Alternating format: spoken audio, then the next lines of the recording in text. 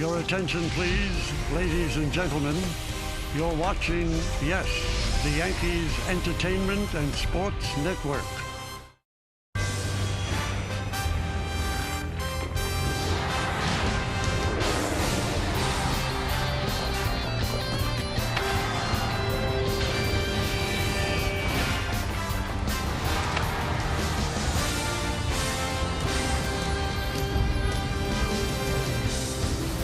It is a beautiful Tuesday evening here in the Bronx. Fans filing into Yankee Stadium, where it is time for baseball. As the Yes Network presents New York Yankees baseball. It's the New York Yankees against the Baltimore Orioles in the first game of a three-game set from Yankee Stadium in the Bronx, New York.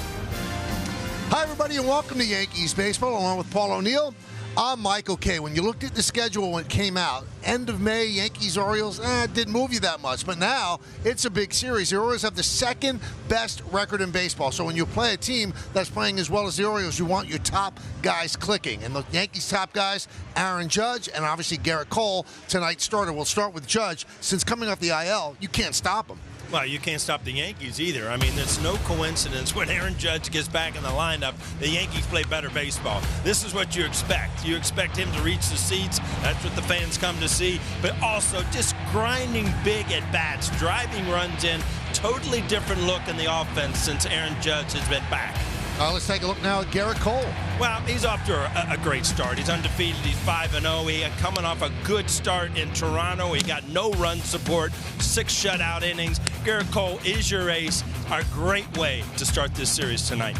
Now, both of these guys kind of own the O's. So 8 starts against the Orioles for Cole, 2.56 ERA. They hit 206 against him, 68 strikeouts in 52 and 2/3 innings. And for Judge, against the Orioles in 84 games, since coming up 323, 37 homers, 82 runs batted in, OPS of 1.183.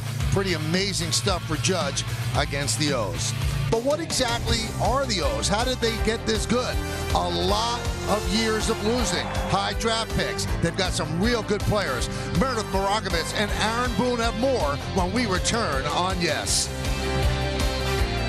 Rocks for Yankees baseball on Yes. The Yankees are back to AL East competition. Game 1 of the 3-game series with the Baltimore Orioles coming your way in just a few minutes. Hey everyone, I'm Meredith Morakovitz.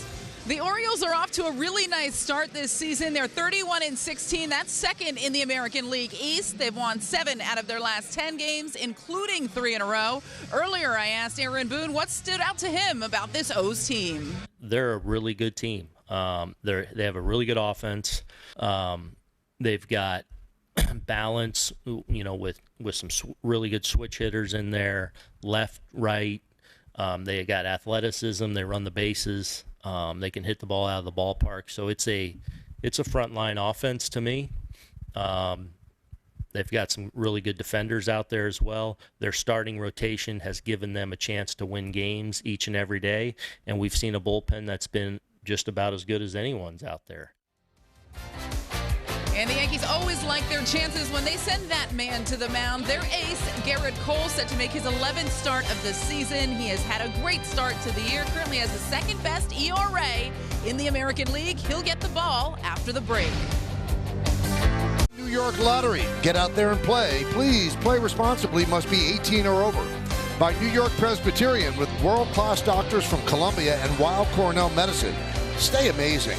And by FanDuel, make every moment more. Yankees and the Orioles.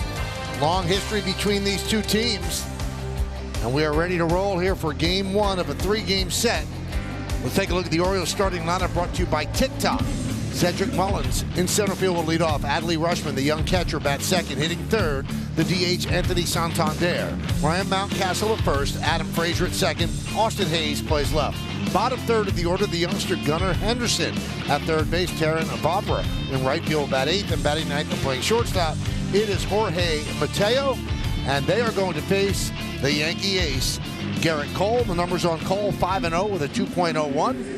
68 strikeouts in 62 and 2/3 innings. And let's check out the Nissan pitcher scouting report, Paul. Well, tough luck. He pitched really well Wednesday in Toronto. 6 shutout innings. Got no run support. And me and Sonny Not me and Julio this schoolyard, Michael, but he is second in the league in ERA at 2.01. Sonny Gray leading 1.64. A milestone. 2 strikeouts tonight, Michael, for 2,000. Let's do it here in the Bronx. First pitch upstairs, and we are underway. Man, I tried to read those quick, so you had plenty of time to get into the game. I'm set. I'm ready. Good. All right. People want to hear from you. The 1-0. Kind of waved at that one, 1-1. Last game that Mullins played was Sunday in Toronto, and he was 5 for 6 as the Orioles swept the Blue Jays. Fly ball center field. Bader back. Bader makes the play. 1 down. Yankee defense presented by Buick. You've got Oswaldo Cabrera in left. We saw Bader in center. Aaron Judge over and right. In the infield, LeMahieu, Volpe, Torres, and Rizzo. That's third to first. Higashioka behind the plate, catching Garrett Cole. And the Yankee DH tonight will be Willie Calhoun. Here's Adley Rutschman. .271 batting average, but tied with Aaron Judge with a .400 on base percentage. He will take his walks, 38 walks, which is tops in the American League. Fly ball left field. Toward the line is Cabrera. And he'll make the play for the second out. All right, Paul, keys to the game brought to you by your local Kia dealers. Well, back at home, I mean, a big series and an important series. The Yankees are 16-10 so far here in the Bronx, and 8-2. Good way to start this series. The Yankees are 8-2 with their ace on the mound, and it is a battle of the bullpens. Both teams have great pens. The Yankees are #1 in the majors. Orioles are #3. The Astros are right there in the middle at 2. Pitch to Anthony Santander is a strike. The home plate umpire is David Rackley. Then you have Edwin Jimenez at first, and Edwin Moscoso at second. Chris Guccione, the crew chief, is at third. Paul, I looked this up. I didn't even ask James. I think this is the first umpiring crew in Major League history to have 2 Edwins in it. Well, that's impressive. You'd even look at that and notice that's what's impressive. I totally made it up, but I can't imagine another crew. James's fingers are at work over here. Heads up. 1-2 on Santander. He has 3 home runs in the last 7 games. David Rackley is considered hitter-friendly. Calls more low strikes.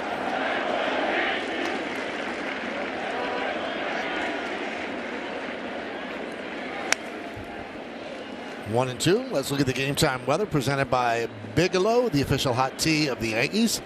63 degrees, no chance of rain, humidity 51%. We have a lot of arrows looking like they're pointing toward right. Wind speed just 4 miles per hour. 2-2. Pretty much a 10 here today, Michael. It's a great day.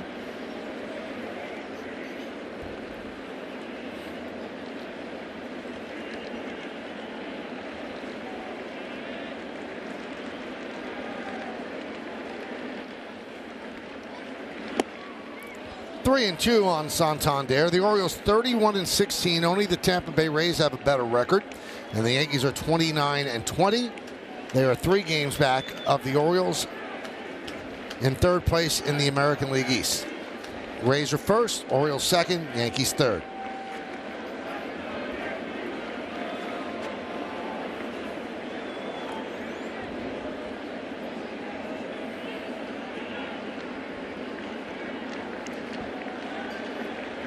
And here's the payoff.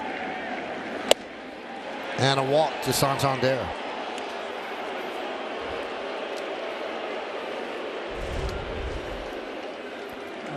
Well, went for the fastball away off the corner. Did not get the call. Hard to get the call when it's that far off. That'll bring up Mountcastle.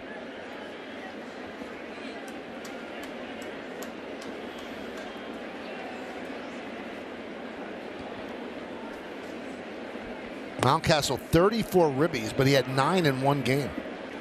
April 11th against the A's. Yeah, they really have had some streaky hitters in their lineup. Guys got to get off to great starts and they cooled off. And then a couple guys got off to horrible starts. Now they're starting to pick it up. So they had an offense that's been extremely hot or kind of cold, but their bullpen and their pitching has kept them in the games. 1-1 on Mountcastle. He's in a little bit of a slide of late, and don't think that Cole didn't know that. 0 for his last 11, 1 for his last 18, and in May he's hitting 173. Skied the other way. And out of play. You see so far, Michael, in this first inning, Garrett Cole beating almost every hitter with his fastball. Nobody getting out in front, everybody fighting the ball off. That just shows you come out of that bullpen with good life on your fastball.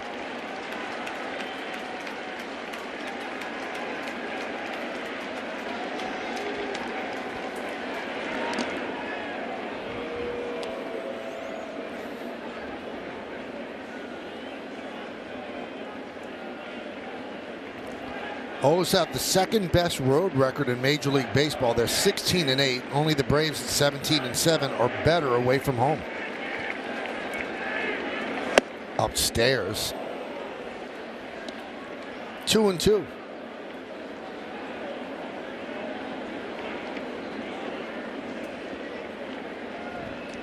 Santander leads, held there by Rizzo. 2-2 count with 2 outs. Just underway here at the stadium. Upstairs. 3-2.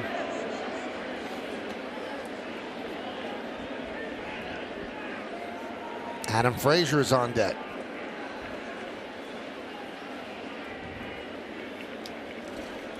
So 3-2, that's going to release Santander at first.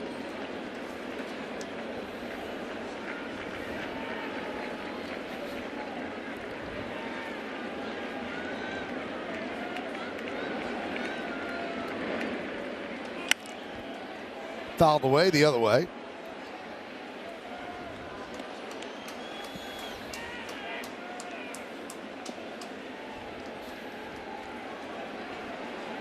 So 18 pitches here in the first inning.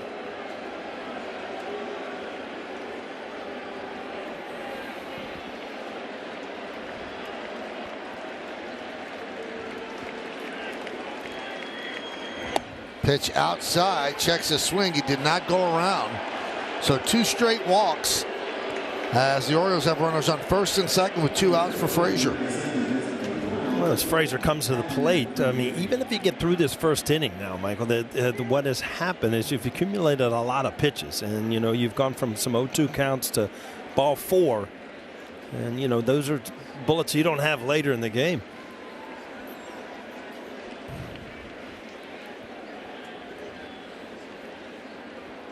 Santander at second, Mountcastle at first.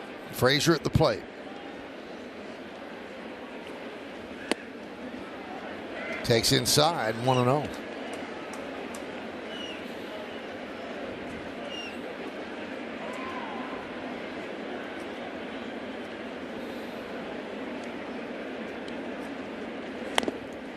Foul ball, 1-1. The last time the Orioles have led the Yankees coming into a series this late in the season, you have to go back to 2016. On September 30th of that year, Orioles led the Yankees in the American League East. It's the last time they've been to the playoffs. Remember that 2016 is when they got beat by Toronto. Zach Britton never left the bullpen. 1-2. You got to pick on Buck Showalter on his I didn't 67th birthday today? Maybe Zach didn't feel well. I didn't blame it on Buck. 1-2. Upstairs. 2-2.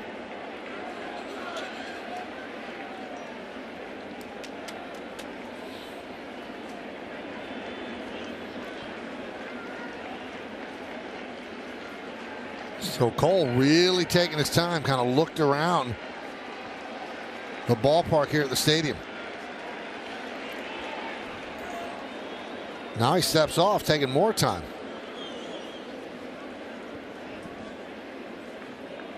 He was looking at his thumb pregame before he went to the bullpen. Looks like there might be some kind of callus there.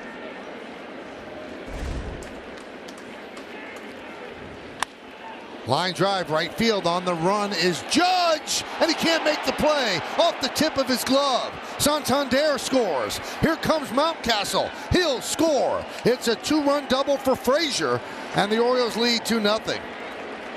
Frazier gets a breaking ball here, and Aaron Judge makes a tremendous effort to get this ball. This is a in between. You don't know if you're going to get to the wall or not. Fully stretched, just goes off the end of his glove. You got to realize you're on a full run. That's an extremely hard play, knowing you're closing in on the wall. See Garrett Cole just frustrated. I mean, all of a sudden 2 walks and then a breaking ball that gets hit off the glove of Aaron Judge. Austin Hayes takes outside.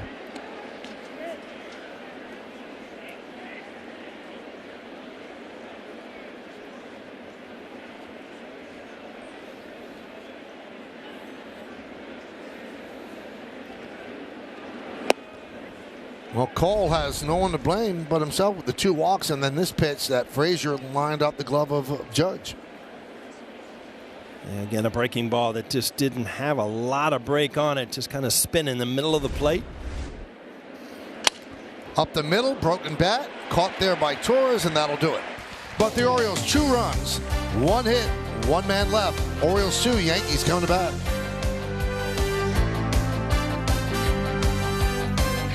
Now it's the Yankees' turn, and let's take a look at their starting lineup, brought to you by TikTok. Gleyber Torres, the second baseman, leads off, then Aaron Judge in right, Anthony Rizzo at first. Middle third of the order, LeMahieu plays third, Harrison Bader in center, and Willie Calhoun will DH. Batting 7th and playing shortstop, it's Anthony Volpe. Kyle Higashioka will catch, and Oswaldo Cabrera will play left field, and he's going to bat 9th. And they're going to face Kyle Bradish, rhymes with Radish. This is his 8th start, 2-1, 3.90 ERA. You see his numbers, and now we hear the Nissan pitcher scouting report. Well, he's been better lately, coming off a couple really good starts. He had a tough start to the season. He had a 5.95 ERA over his first starts, but only 1 earned run combined in his last 2. Skipping rope, you got to learn how to get out of the way. Earlier in the year, line drive back off his foot cost him 10 days on the IL. And the slider, that is his best pitch. Career-wise, hitters hitting 197, and this year even better, 152. Very, very good slider. So here's Gleyber Torres.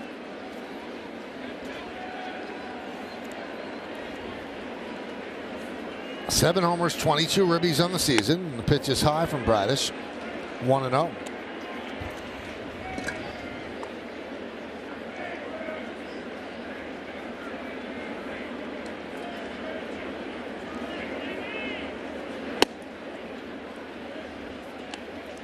So 1-1. So 2 runs against Cole in the top of the first. Yankees climbing up a slight hill before they take their first at bat. 1-2. There's that slider Paul talked about.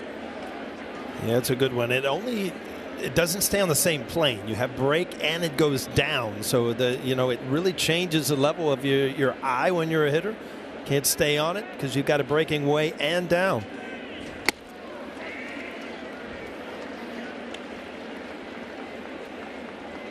Bradish was always a mid-90s guy. In AAA in 2021, his velocity jumped, topping out at 97, so he could bring it. 2-2. Fouled away. Orioles defense presented by Buick. Hayes in left, Mullins in center, and Vavra is over and right. In the infield, Henderson, Mateo, Frazier, and Mountcastle. That's third to first. Rushman behind the plate. Bradish is on the mound. I got a feeling you're going to be saying that for a long time, Michael. Rushman behind the plate, huh? Oh, he's really good, too.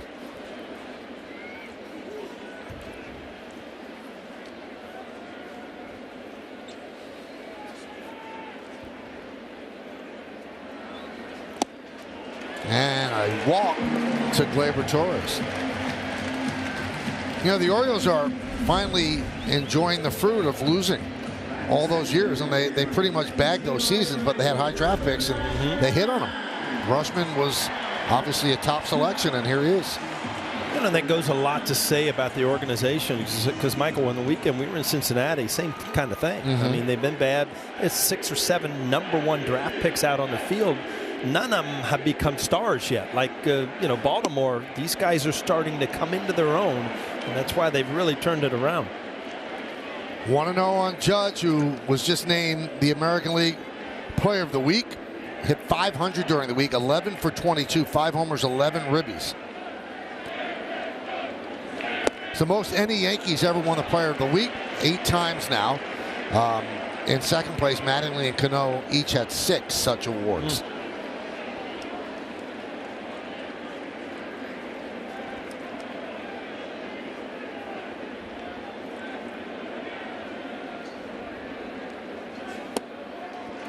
3-0. Let's give him the green light, Michael. Huh? Why not?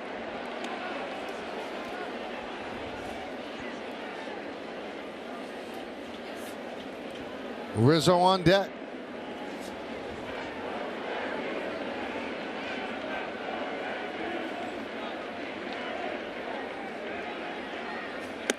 Didn't have a chance to swing. Ball 4, first and second, nobody out. And that's going to bring up Anthony Rizzo and bring us to the Verizon player profile on the Yankee first baseman. At home, he loves playing here at the stadium. .374, 8 home runs, on base percentage of .453, and slugging at .681. The average and the on base percentage that leads the American League for players at home. And a quick visit to the mound by the pitching coach, Chris Holt.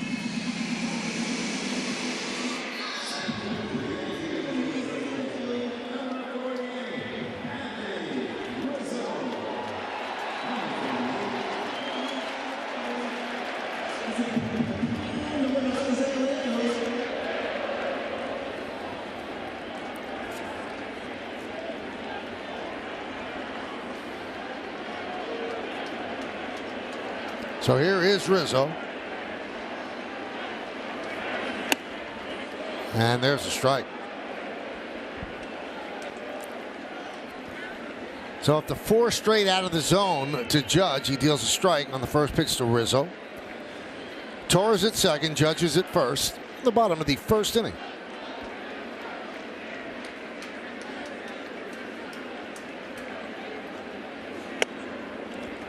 One and one.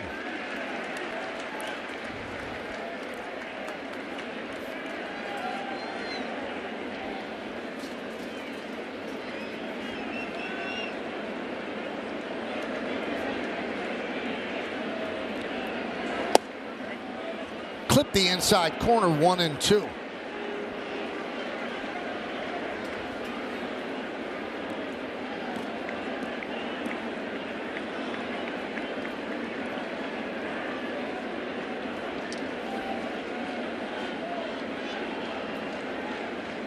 And the pitch upstairs, 2-2.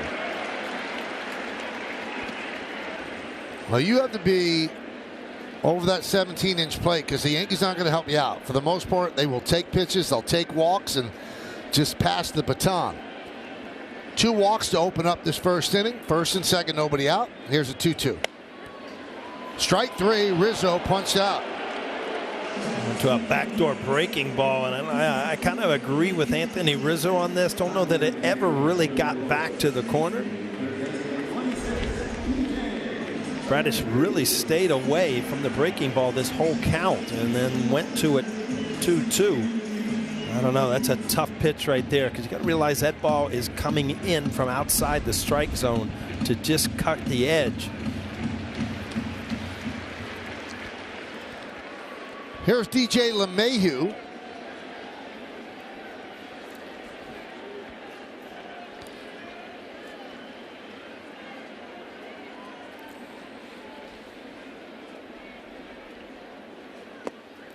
One and 0. Yankees just came off a great road trip. They swept the Reds. They took 3 out of 4 in Toronto. So 6-1 on a 7-game trip. That you will take. And the game that they lost was in extra innings.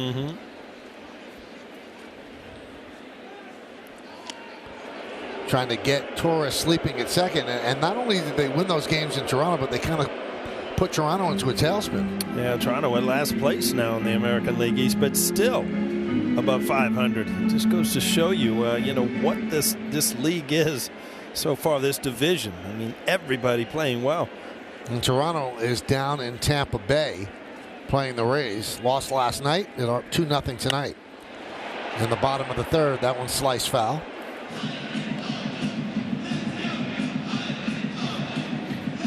So 1-1 on LeMahieu.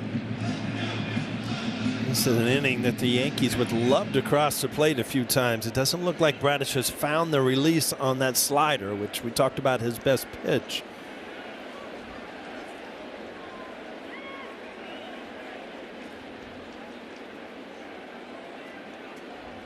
Upstairs, 2-1. Really missing bad with that. He actually went to a curveball against Rizzo.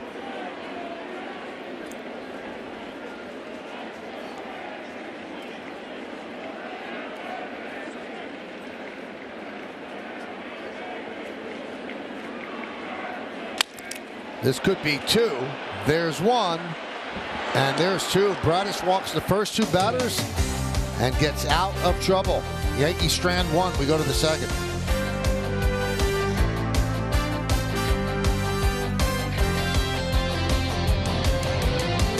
This text line to increase mental health awareness and access to support. For free, 24/7 and confidential support in English and Spanish. Text MLB to 741-741. We go to the second inning. Henderson leads off, swings at the first pitch and fouls it back.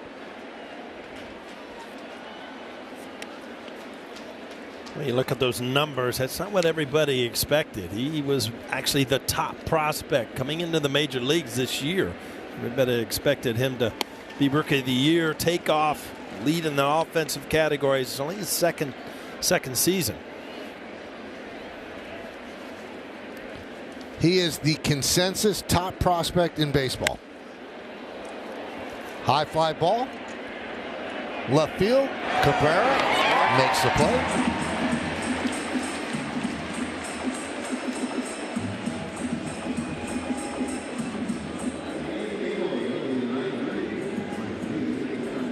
And here is Vavra.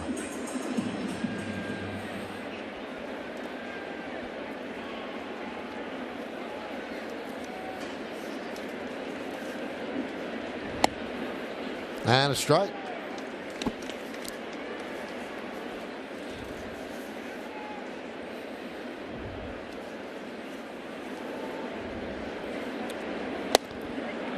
Vavra could play the infield, the outfield. He is also the emergency catcher for the Orioles. Hasn't caught since high school, but if they need him, he can catch.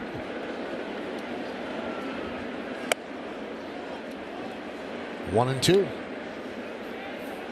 It's one of those questions you get from the manager, Michael. Can you catch? And you say, oh, yeah, sure, I can catch if I need to. But you just hope that it never happens, huh? I would think it's scary back there. He is the utility guy. He's been in right field lately against right-handed pitchers. Only his second year also. So you need these guys in your clubhouse now where you can stick in at different positions, give guys days off, give the manager options.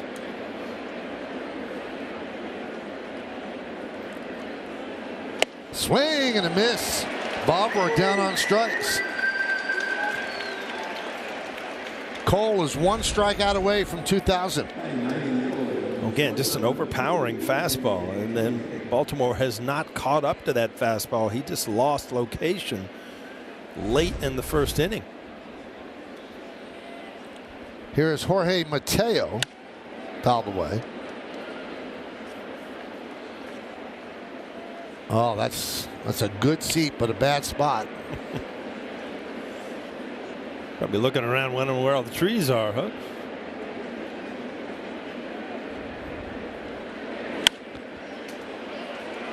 Fouled away and out of play.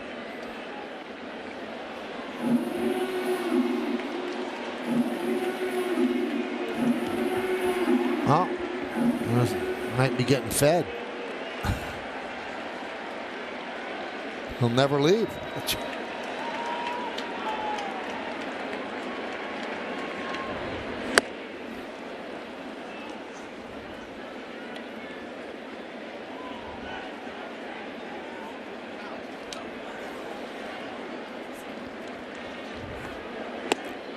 Check swing. Did he go? No, he did not.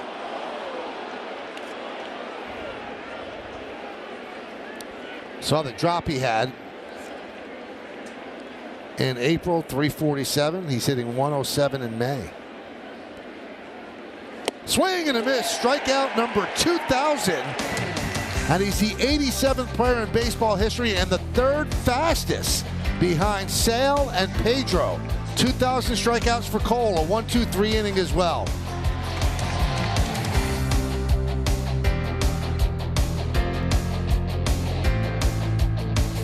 He's 2-0.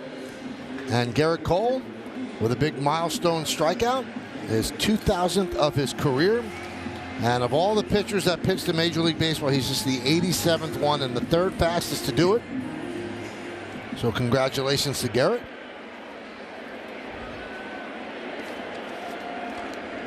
Harrison Bader will lead off. 1-0.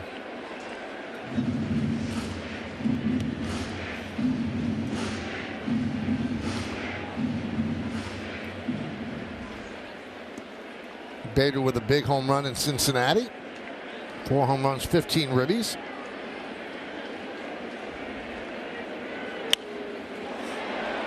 Shallow fly ball.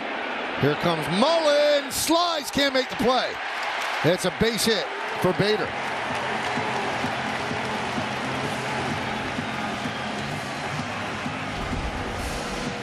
Mullen, you see him get to the side. It makes it a little easier play, but couldn't glove it. In and out of the glove. Harrison Bader, leadoff single.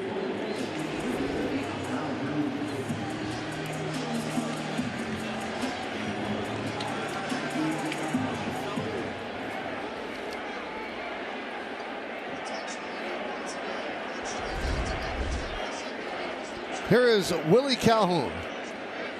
Pitch upstairs, 1-0.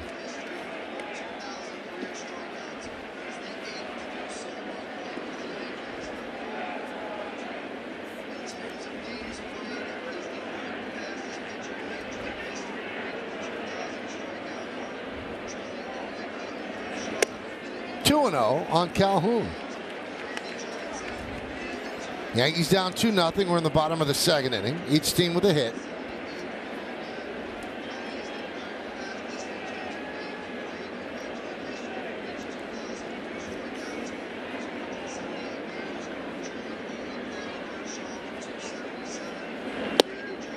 There's a strike. Dropped the slider on the inside corner. 2-1.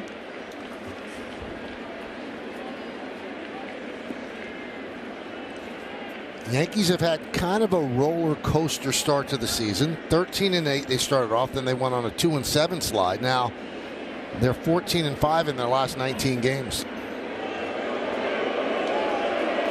Just getting back Bader.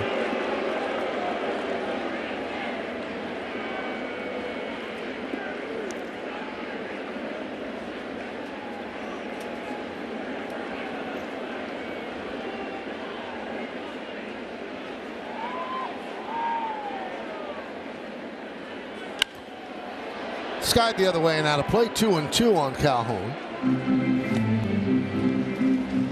Let's take a look at the Yankee leaders, brought to you by Citizens Made Ready. So Chris Sale, the fastest to reach the 2,000 strikeout plateau. Then Pedro, and right behind him, Garrett Cole.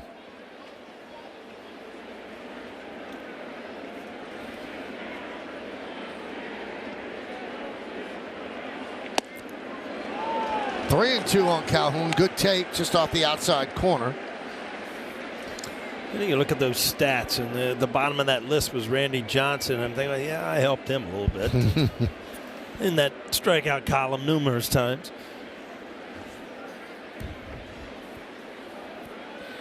Let's see if they send Bader. 3-2, nobody out. Volpe's on deck.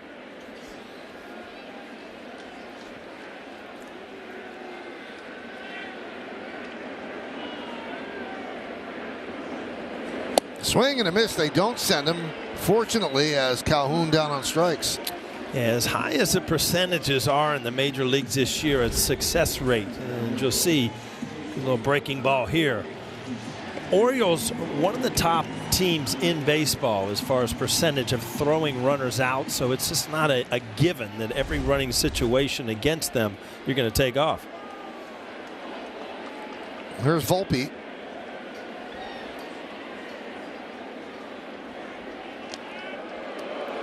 Keeping Bader close.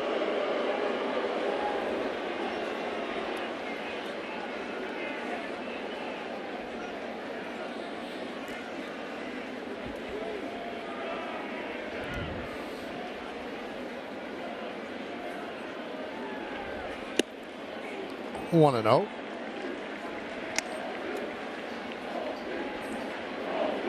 About a quarter of the way through the season, Volpe with 7 home runs. Keeps that up. The rookie season hit 28. That would be a nice number. Obviously wants to hit better average-wise, but the Yankees are pleased with the way he's played. On pace to high 30s of stolen bases, too. I mean, that's close to 40. I mean, that's what he brought from the minor leagues. The power, the ability to run. And I don't think enough is said about his defense. I mean, he makes the plays. He doesn't bobble the ball much. Makes the easy plays, makes good plays. 2-1. The only time that I've seen him a little off defensively, Paul, was on the turf in Toronto. It seemed like it sped up on him a bit. He said it didn't. He has to make those plays. But even Aaron Boone said some in-between hops gets to you quicker. But very sure-handed.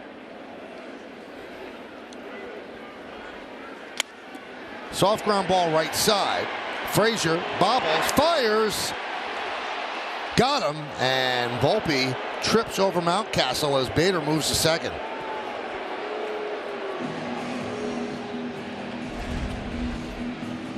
Again, we're talking about sure hands. This is what you see. This is, if you're in the shortstop or the third base, you've got no chance at this. Second base, you still have the ability to get rid of a quick throw.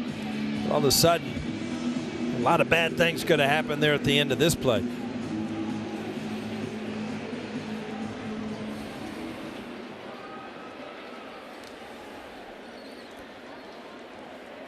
In super shot, it doesn't seem like it's that tough to grab the ball out of the air. No. Just barehanded. But you know, that end of that play, you see Volpe, you know, running. You know, you'll wake up tomorrow and your body's used to certain things.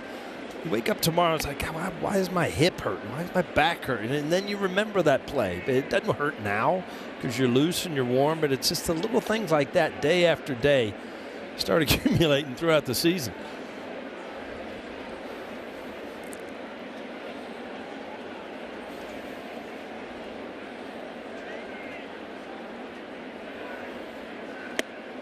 Two 2-0 on Higashioka. He smelled hit.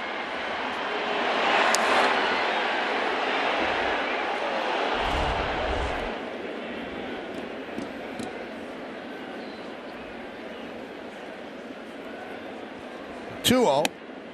3-0 on Higashioka.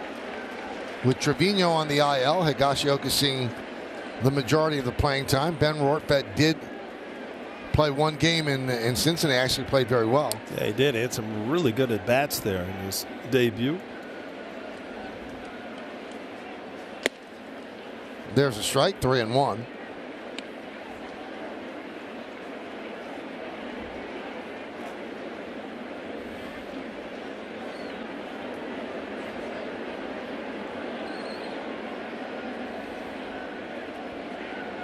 And the pitch.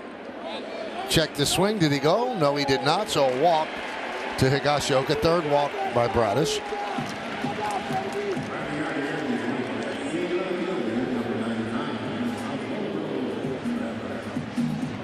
That'll bring up Oswaldo Cabrera. Neither starting pitcher, control-wise, really sharp. Both good stuff, but neither of them really painting the corners and staying ahead.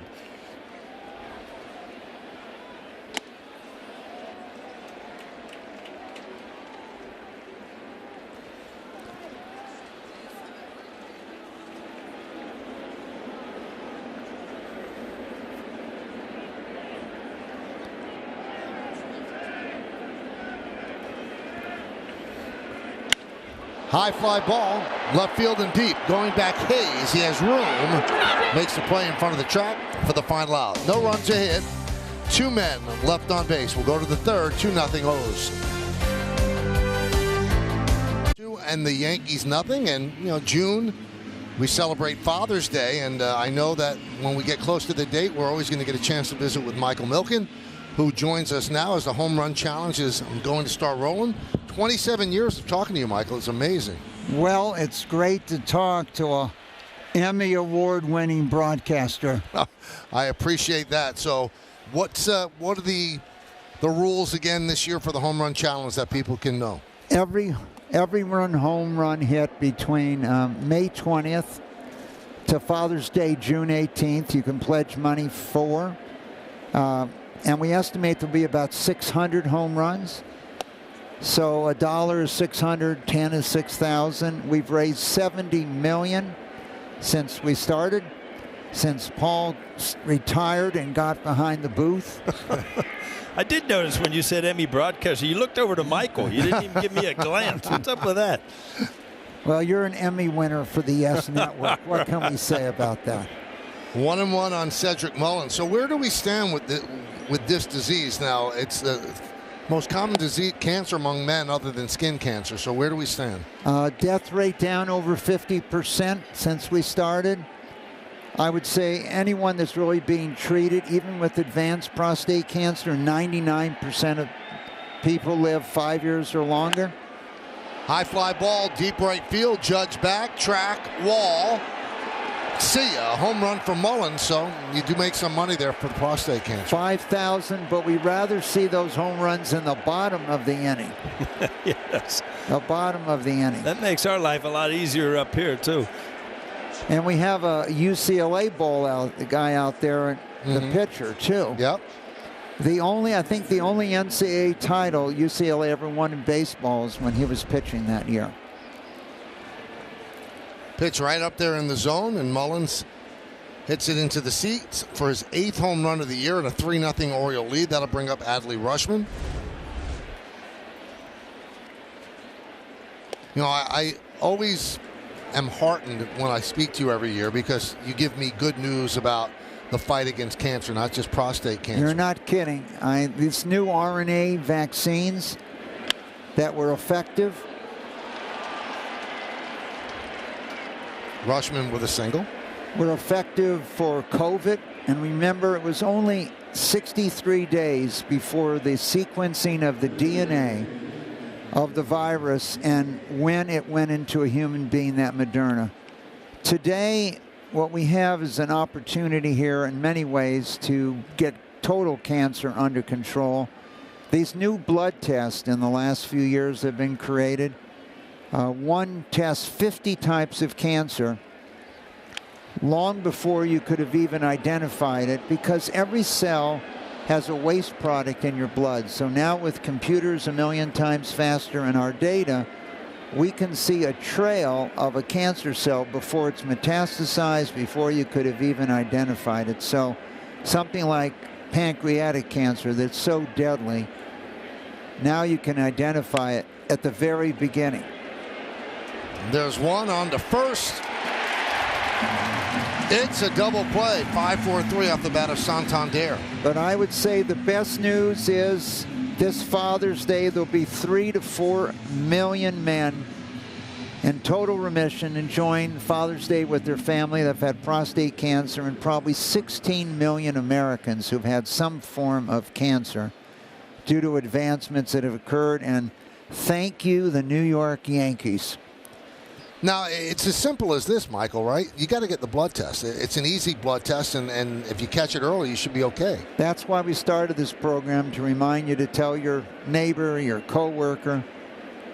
go get that simple blood test. But now, since we started then, that was one of the few. Today, more than 50 cancers can be identified very early with a simple blood test. So it's an amazing thing what technology has brought us. And it's not just the extension of life, it's the quality of life and the treatments having far fewer side effects. And when I think about the Yankees, I was a Yankee fan as a kid. So many of the things that the Yankees got behind, whether it was patriotic efforts, our veterans, etc. But the efforts with the Yankees that very first year with cancer really kicked this off. So I can't thank you enough, and all the money we raise here in the New York area stays, since you have many of the world's leading cancer centers right here in New York City. Well, you see that on the screen. To donate, visit homerunchallenge.org. It's now through Sunday, June 18th, and it benefits the prostate cancer research. 2-2. Check swing. He does not go. So I think the other element is what we know about nutrition now and your microbiome, that we're not changing your genes yet, even though we have the power to with CRISPR. We can change how your genes are expressed. High fly ball. Deep left center, going back Cabrera and Bader slides to make the play. Great catch. Outstanding play by Harrison Bader. Michael, keep up this unbelievable work that you've made your life work. PCF.org. Thank you. Thank you. Good That's Michael Milken. We'll come back in the bottom of the third. 3-0 O's.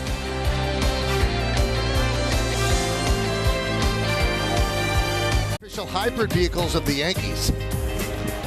Tonight's picture was submitted by Chris. He loves watching the Yankees with his nephew, who is a huge fan of Anthony Volpe. Kind of cool, young kid, likes the young kid. Love it. Use the hashtag Toyota Pinstripe Pride. Mention yes in pictures you post to social media. Reflect your love for the Bronx Bombers. We might spotlight you in a future game.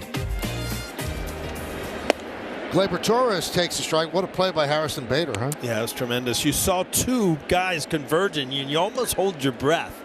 But I think the corner outfielders realize now how much ground Harrison Bader can cover and make these plays almost look routine. You almost expect it now, Michael, off the bat.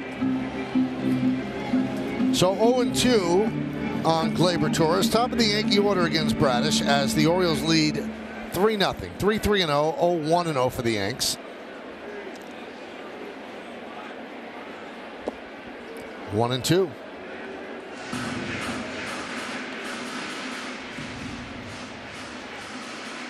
Strike to walk out, 1-1. Strike to walk ratio this season, 25-25.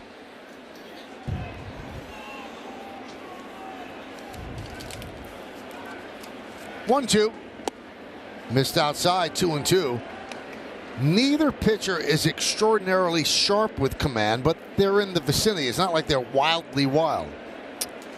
I don't think Bradish has got his slider yet, and I don't think that Garrett Cole has command of his fastball. He's got a great fastball, but he doesn't have great command of it. Mullins is there to retire Gleyber Torres.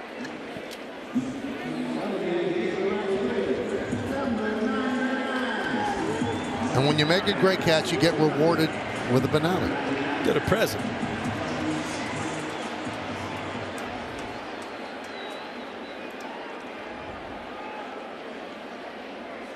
Food with its own case. It's amazing. Never thought of it that way. No. Yeah. Nature's packaging. 0-1.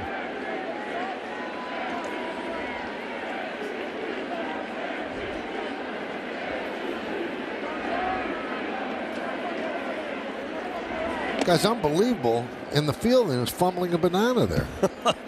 Sure-handed. And yeah.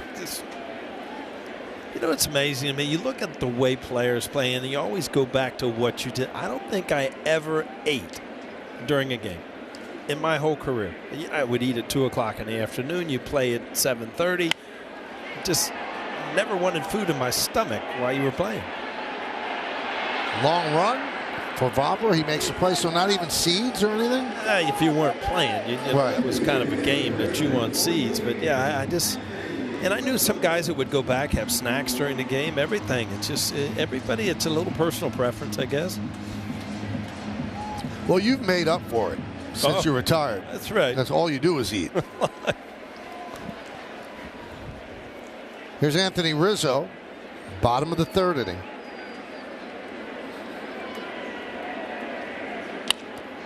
There's a base hit to right center field for Rizzo. Bobler Fields will get the ball in. A 2-out single for Anthony. Anthony Rizzo still just continues that ball away. He continues to stay up the middle with that. Anything in. He's been really good at turning and putting in the seats. But to get that ball in to the pitch you really want, you have to show the pitcher that you will cover that ball away. And that's what he did right there. Here's DJ LeMahieu wrapped into a 6-4-3 double play to end the first inning. Yankees had the first 2 runners on in that inning, but Rizzo struck out looking, and then a ground ball to short turned into 2 outs.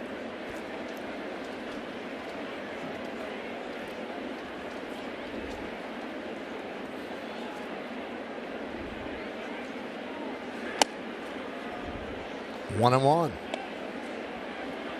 You know, it's so funny, Mike. I was listening to your radio show. You know, every time I come in town, I tune in, and just the demeanor and the how people are acting now, where they were 3 weeks ago. It's just amazing. You only have to watch the scoreboard to know if the Yankees are playing well or not, huh? It's a lot more enjoyable. I mean, Met fans and Yankee fans were just jumping off the their train. But it was very early, and they both kind of turned things around. The Yankees more so.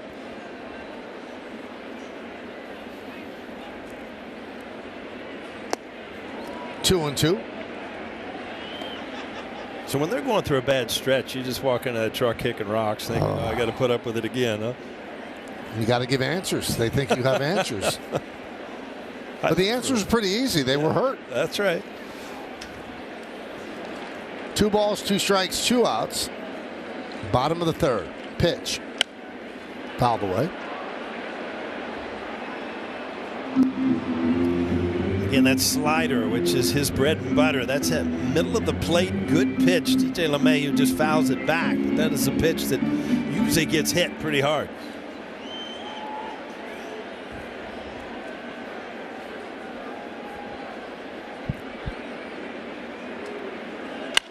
Lined sharply and grabbed by Mateo. And he flips to second to get the force. Outstanding play by Jorge Mateo. No runs, no hits, no errors, and 1 man left on base. Took a base hit away from LeMahieu.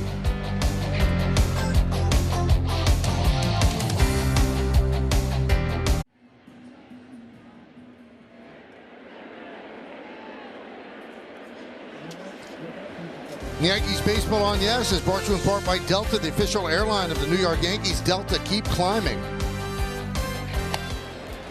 And a strike to Adam Frazier, who doubled off the tip of the glove of Judge in the first inning to drive in 2.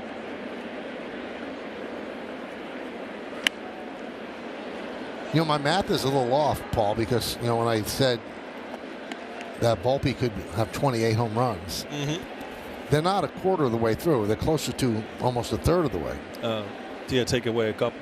Yeah. This is their 50th game they're playing tonight. Still not quite a third. Now, you know who's having a good night, or was having a good night? Perched beautifully on the top of the Yankee bullpen, but then he got loose. And look at the faces on the fans. In slow motion. Don't pick up your phones. You're scared of a squirrel? And that's this squirrel. Guy's not, though. That guy's not scared. And now he's become a flying squirrel. Oh, this is not good. He sticks the landing much better than we would, I'll tell you that. Grounded to Rizzo, and Cole retires Hayes. Let's see if he does, in fact, stick the landing. Like it's nothing. Off to the races. We'd be getting carried off the field right now, man. But the looks on the people's faces was priceless.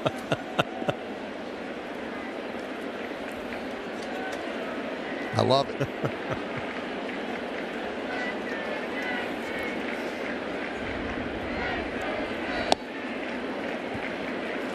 There's a strike to Henderson.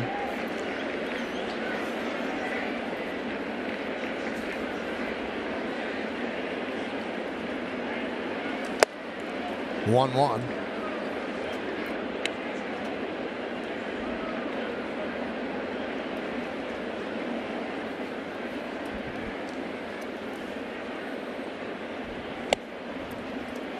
2-1 on Henderson.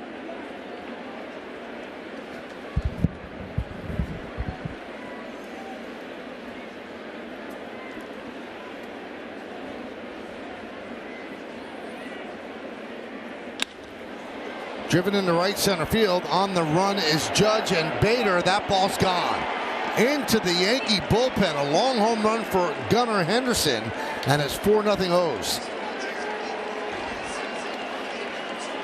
Well, we talked about he being the big prospect. That's his 5th home run of the year. He has shown some pop, 404 feet.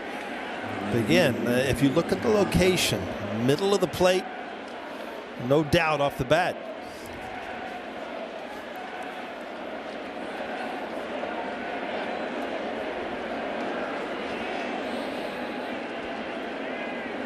Bobber fouls it away. This is their celebration. And this is what they're celebrating. Yeah, change up. You see Garrett Cole, no, he did not get it down, fading away. It was just kind of running away up in the strike zone.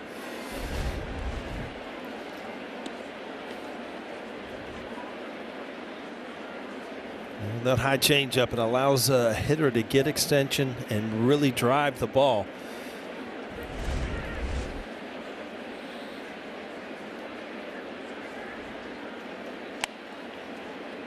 Still 0-2 on Vavra. Last 4 starts, 6 home runs. His first 7 starts, he'd stayed away from the home run, which bedeviled him last year. But 6 in the last 4 starts.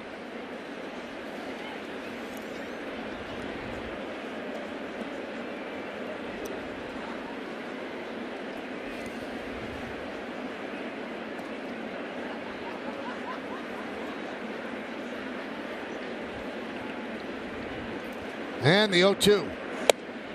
Missed outside. 1-2. As Paul said, they haven't really been able to catch up with the fastball, but the fastball keeps missing, and they're taking it. When it's over the plate, they swing and miss. That one's foul back.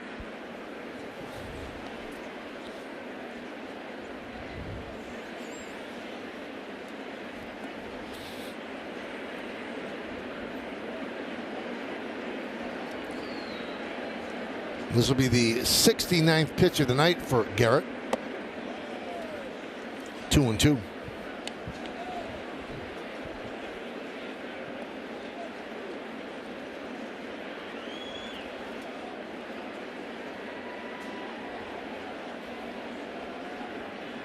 And the pitch.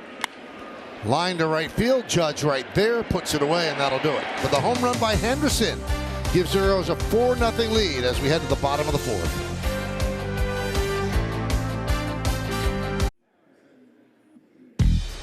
Time for tonight's injury report, brought to you by Montefiore Einstein, the official hospital of the New York Yankees. Stanton participated in batting practice today here at the stadium. He's been on the 10-day IL since April 16th with a left hamstring strain. There's Giancarlo, so he and Josh Donaldson are moving closer. And Tommy Kahnle says he's about ready, and he'll be eligible to come off at the end of the month, and that would help the Yankee bullpen. Pitch outside and low to Bader as we start the bottom of the 4th.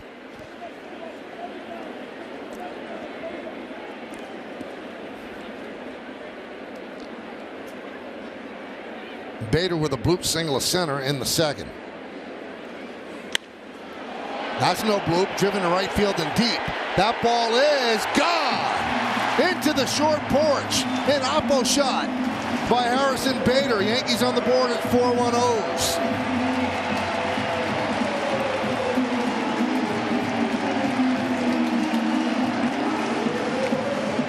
Harrison Bader gets the Yankees on the board, his 5th of the year, 16th RBI. Again, some of these right-handed hitters, it just adjust to being able, knowing you can reach the seats in right field. Keeps you on the ball. You don't have to worry about pulling the ball away.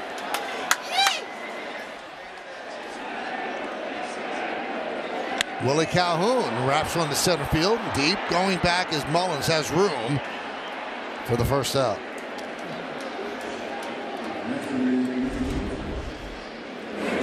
Again, see that ball away? In the old days, it was, get on top of the plate and try to hook it. Not now. Guys are so strong that they're able to shoot it the other way. Everybody's got a little home run trot now, right? Good, solid swing.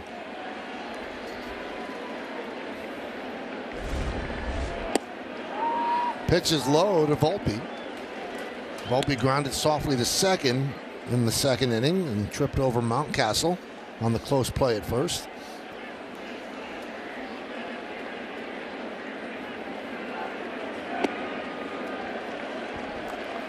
Two and 0.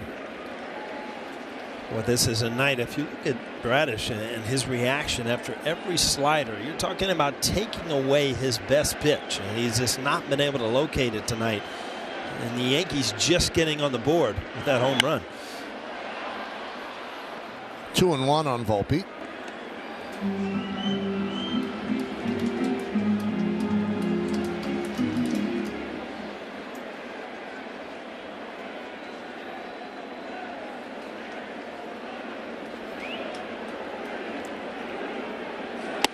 It's got to be a great feeling, Paul. You lived it. I mean, you get to talk about it. Everybody congratulates you. You don't imagine. It's amazing how chatty you get after you hit a home run. It doesn't matter if you're your first year or your 10th year. It's just there's something about hitting one in the seats, especially at home.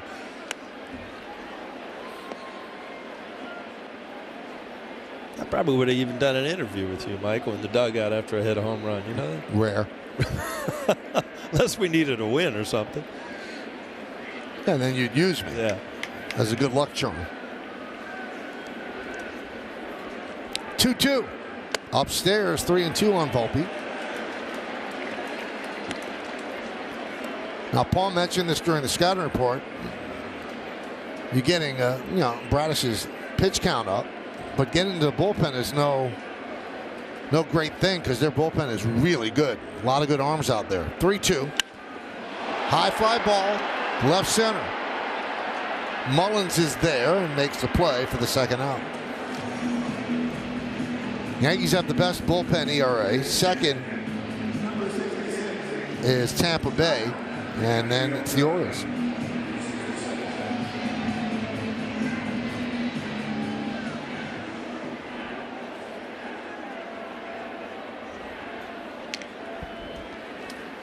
Here's Higashioka, who walked in the second inning. Bradish steals. Strike. Curveball clips the inside corner. First game of a 3-game set.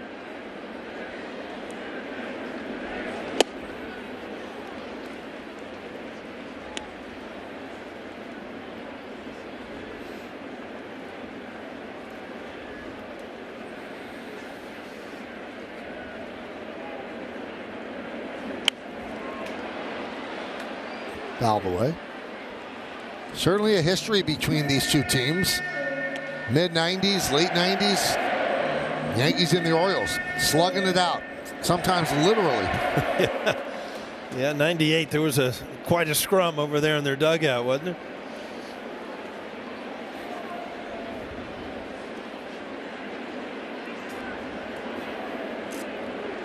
One-two. Tipped into the glove of Rushman, and that will do it. But the Yankees get on the board, and it's the local kid, Harrison Bader, grew up rooting in this ballpark, and there he goes the other way. Uses the ballpark to his advantage. An opposite field home run. It's 4-1-0s.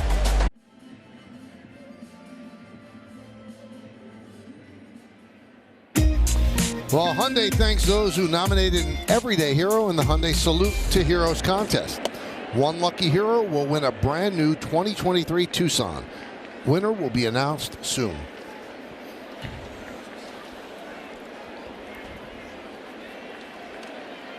Here's Jorge Mateo with a 1-0 count. Former Yankee farmhand.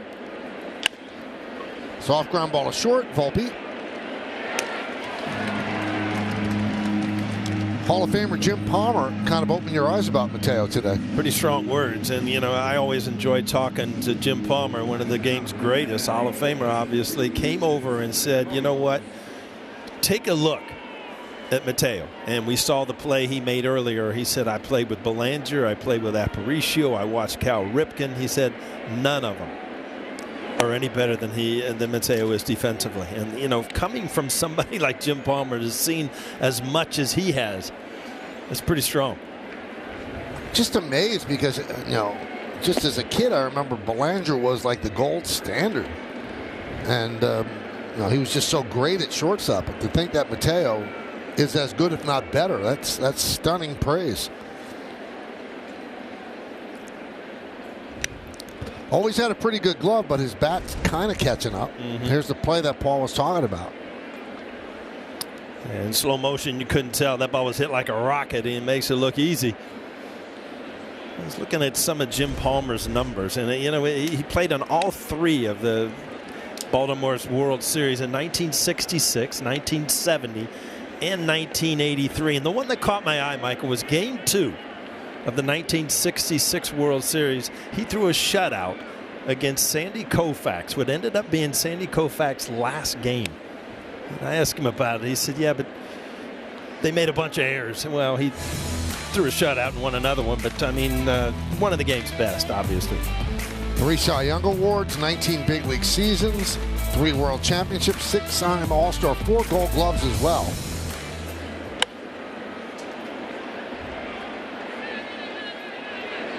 Volpe will make the catch. One of the things I think it's great, a lot of people look at it and wow, it's not a good thing that he did.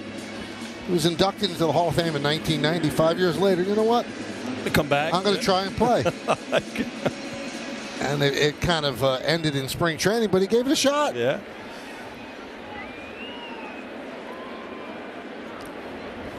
Cole against Rushman. Rushman 1 for 2. We were talking about that game against the Dodgers. He was only 20 years old when he took the mound in a World Series game and just casually threw a shutout.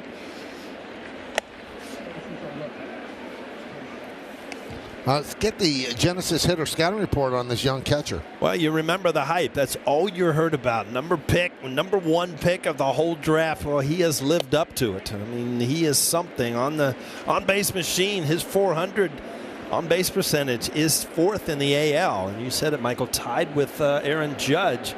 Pretty much the face of the franchise. Rookie last year, switch hitter, good catcher, only 25 years old.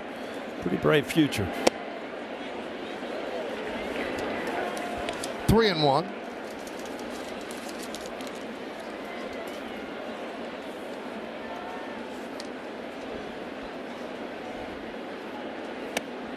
And the on-base percentage just went up.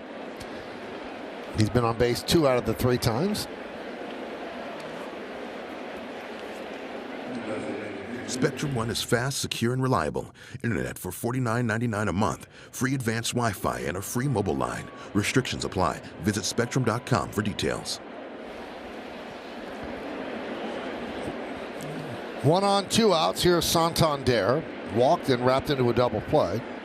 Swing and a miss. Good knuckle curve.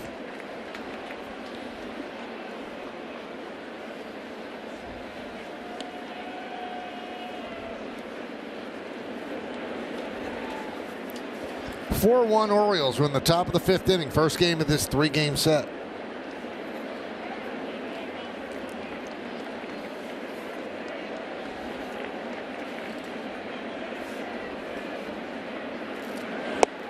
(0-2).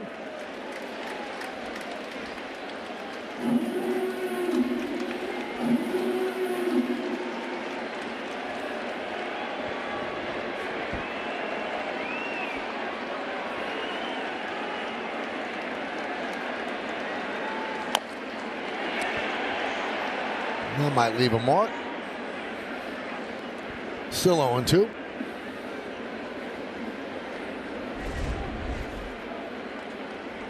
I'm afraid to watch, Michael. Oh. I told you. Got him twice. I told you not to watch.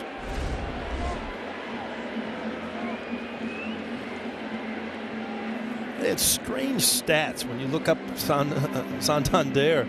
Had 11 home runs in 45 games against the Yankees career, which is off the charts, right? Mm-hmm. But he's only came in hitting like lifetime 189. So, you know, it was kind of home run or bust.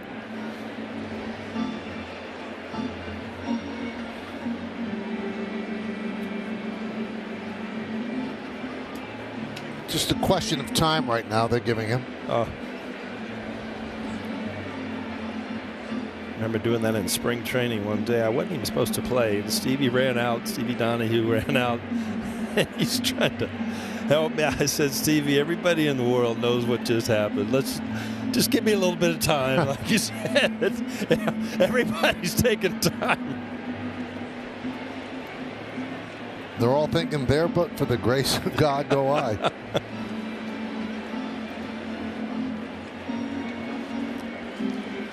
Well, he's okay.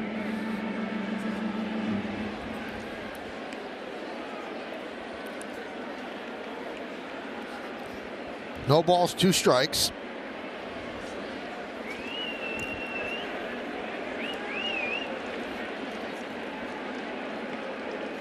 And the 0-2. Wraps that one to center field. Bader is there to make the play, and that'll do it. No runs, no hits, no errors, 1 left. We're halfway through. It's 4-1-0s.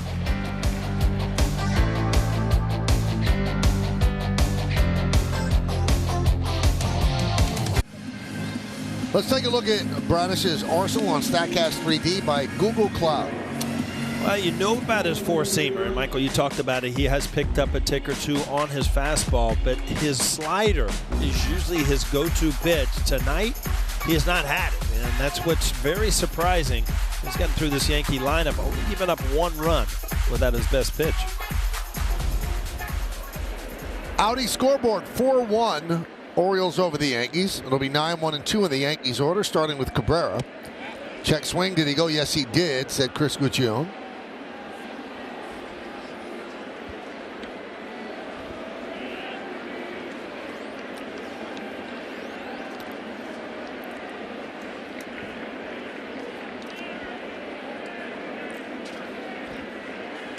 Line drive. It's a base hit to left center field. Cabrera leads off with a single here in the bottom of the 5th. Yeah, you got to keep setting the table if you're the Yankees, especially the hitters at the bottom. You turn this over. Good inside-out swing, kind of a little cutter right there. But a level inside-out swing allows you to keep that ball out of the air and just line it into left field. Again, you put enough pressure on Baltimore in this ballpark, you get back into this game. Here's Gleyber Torres. Fouled away, 0-1. Gleyber walked in the first, fly ball to center in the 3rd. Toronto trying to snap their losing streak. 10-1 over Tampa Bay. That's in the 7th inning in St. Pete. So both the Yankees and the O's know they'll gain a game with a win. 0-2.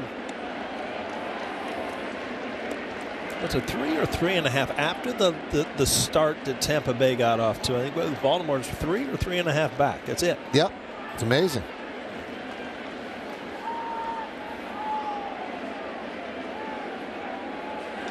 Line drive, right field. It is a base hit. Cabrera will stop at second. Barber comes up throwing right to Frazier, and back-to-back singles to open up the bottom of the 5th for the Yanks. You could not ask for more. A couple good at bats and hit well. If you're Gleyber, another breaking ball, stay inside, line it up, and now all of a sudden the big fella walks up. One swing of the bat could tie this game.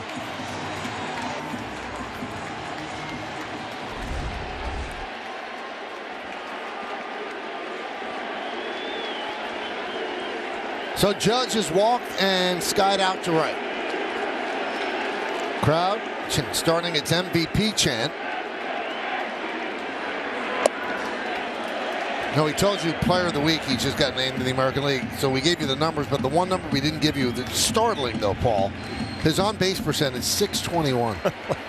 That's not right, huh?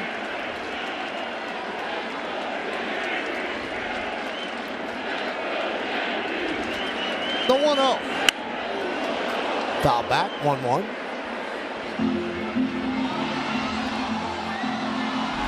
Well, if you're Bradish, this is a big sigh here. It's supposed to be a sinker.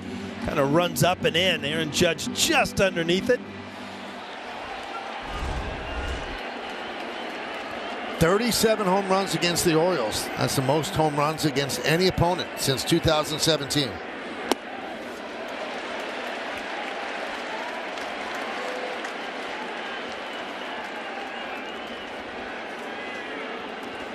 Rizzo on deck.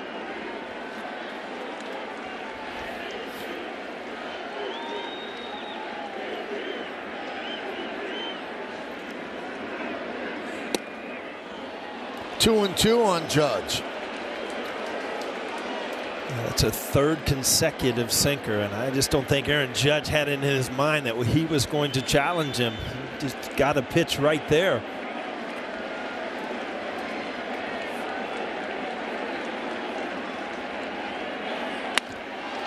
Fly ball to Hayes. He comes on to make the play. Runners retreat.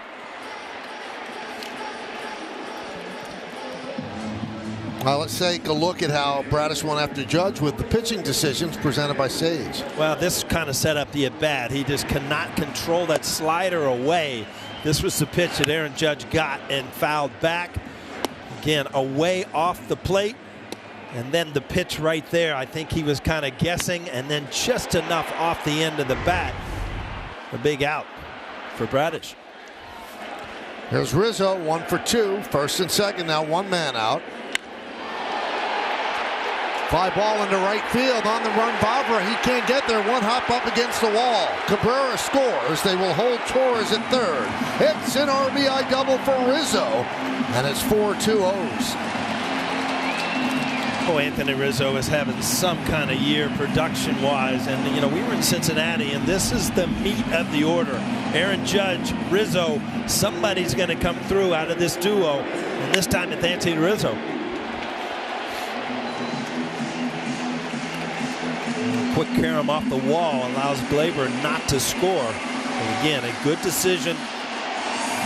DJ LeMahieu up with 2 runners in scoring position. 29th ribby of the season for Rizzo. So Glaber's at third, Rizzo's at second. Chris Holt, the pitching coach, is on the mound talking with Bradish.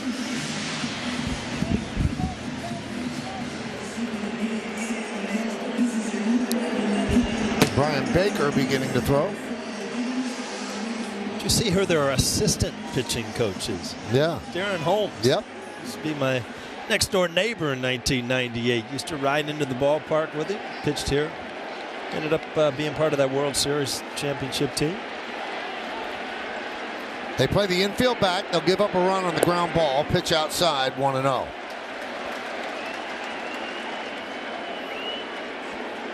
They don't want to bring the infield in and then have a ball squeeze through for 2 runs.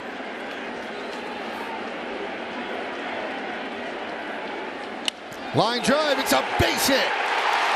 Torres scores. They'll hold Rizzo at third. It's an RBI single for LeMahieu, and it's 4-3 Orioles. You're seeing this more and more, Michael, and it's kind of been the resurgence of their offense. You know, it's just back-to-back-to-back hits. Another breaking ball. DJ LeMahieu stays on it, lines it through the left side. Hits so hard that Anthony Rizzo can't score, but you know, there have been some huge home runs in this, this period where they're playing real well, but there has been a lot of innings where they string together a lot of good at-bats, get continuous hits. So first and third, one man out. Here is Bader, who has excelled in 14 at-bats with runners in scoring position.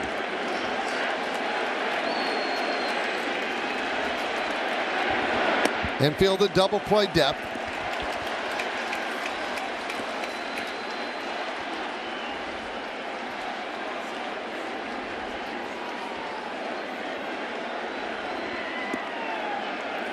Yankees trail 4-0 after 3.5.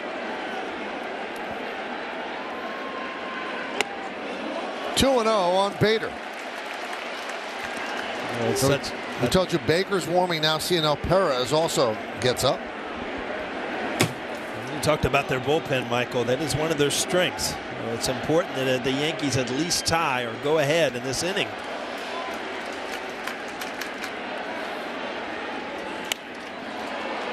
Pop foul and out of play. Last time up, this was in the 4th inning for Bader. Again, the ball away. Pitchers have good memories. You have not seen that ball away to Harrison Bader in this at bat, especially a fastball.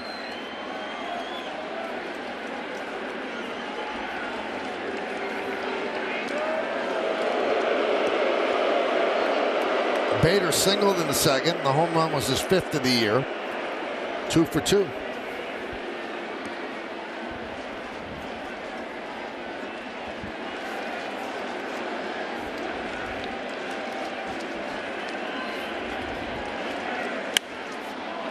Popped up. Mountcastle just out of reach. A good break for Bader there, that this ball got into the seats, because that would have got nothing done. Now you're 2-2. Put the ball in play. Got good speed anyhow, anyway. You're going to get Anthony Rizzo in from third base.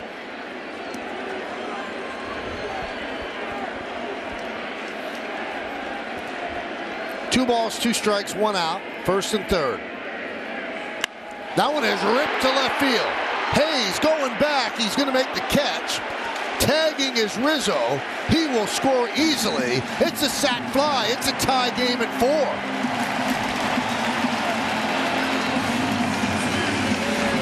No good at bat by Bader, and good for the Yankees to come back all the way down 4-0.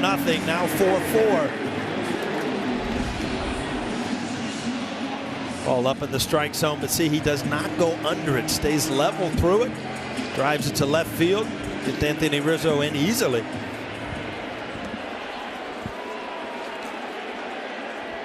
"17 ribbies for Bader. LeMahieu remains at first. Here's Willie Calhoun. Game tied at 4. And a strike.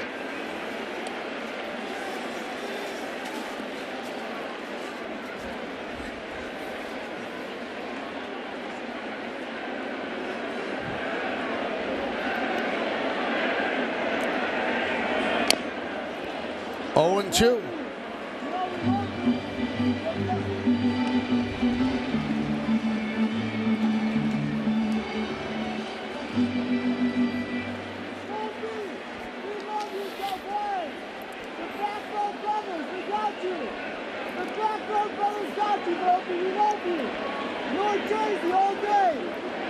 And the 0-2.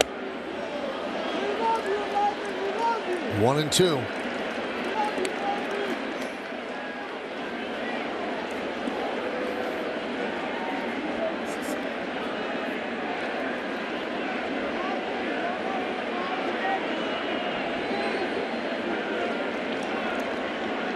And the pitch. Popped up. Henderson in foul territory makes the play, but the Yankees tie the game. 3 runs on 4 hits, 1 man left.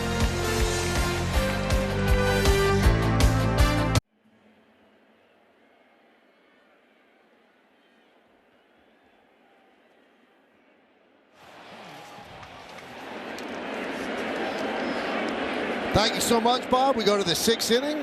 His team has picked him up. Now Garrett Cole has a new game at 4-4 as he deals outside to Mountcastle. 1-0. Look at Mountcastle. When you're talking about how great a start he got off to, he has cooled off, but he has 10 home runs, so he's on pace power-wise. You look back at 2021, he had 33 home runs, which was an Oriole rookie record. It broke Cal Ripken's 28. So, I mean, he broke onto the scene, and they expect big things out of him power-wise. 1-1. Marinaccio up.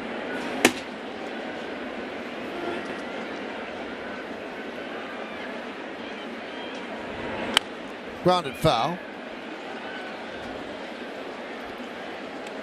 He was one guy who got affected by the new deeper dimensions at Camden Yards. StatCast estimated that he lost 5 home runs because of the deep left field wall. Guess they didn't get everybody's opinion on what they wanted to do with the dimensions. I think they got the pitcher's opinions.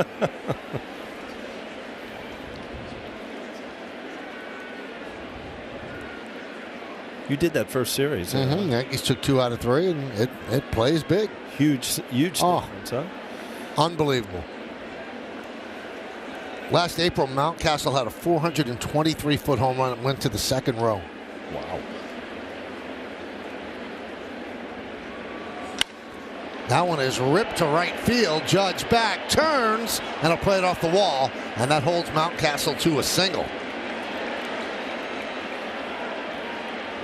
Some people just hit the ball harder than others. That guy does too, Aaron Judge, but this ball was just smoked to right field. Aaron Judge, no chance. Good news is it hits the wall and not the seats. Aaron Judge figures it out, gets a good carom, and a long single.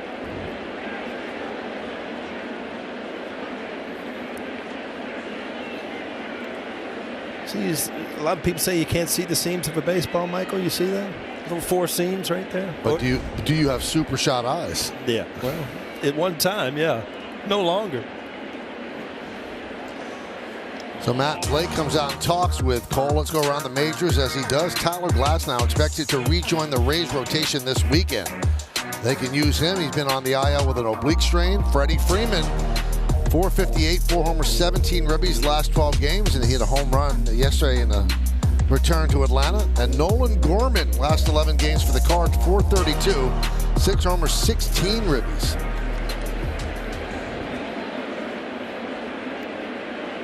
Here's Frazier. And a strike. Changeup. Controversy when he went to LA that he really wanted to be with the Braves and his agent didn't tell him this or that. It was kind of a weird thing. He's done a great job, and obviously Olson's done a great job at first base with Atlanta. But I remember being a little bit surprised that he left Atlanta in the first place. And Atlanta loves him because this is the second time he's returned. Last year was the first. And when he came up to the plate, his first at bat, the whole crowd gave him a huge standing ovation.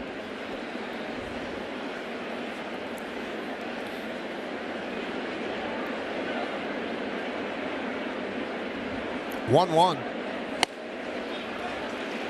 1-2.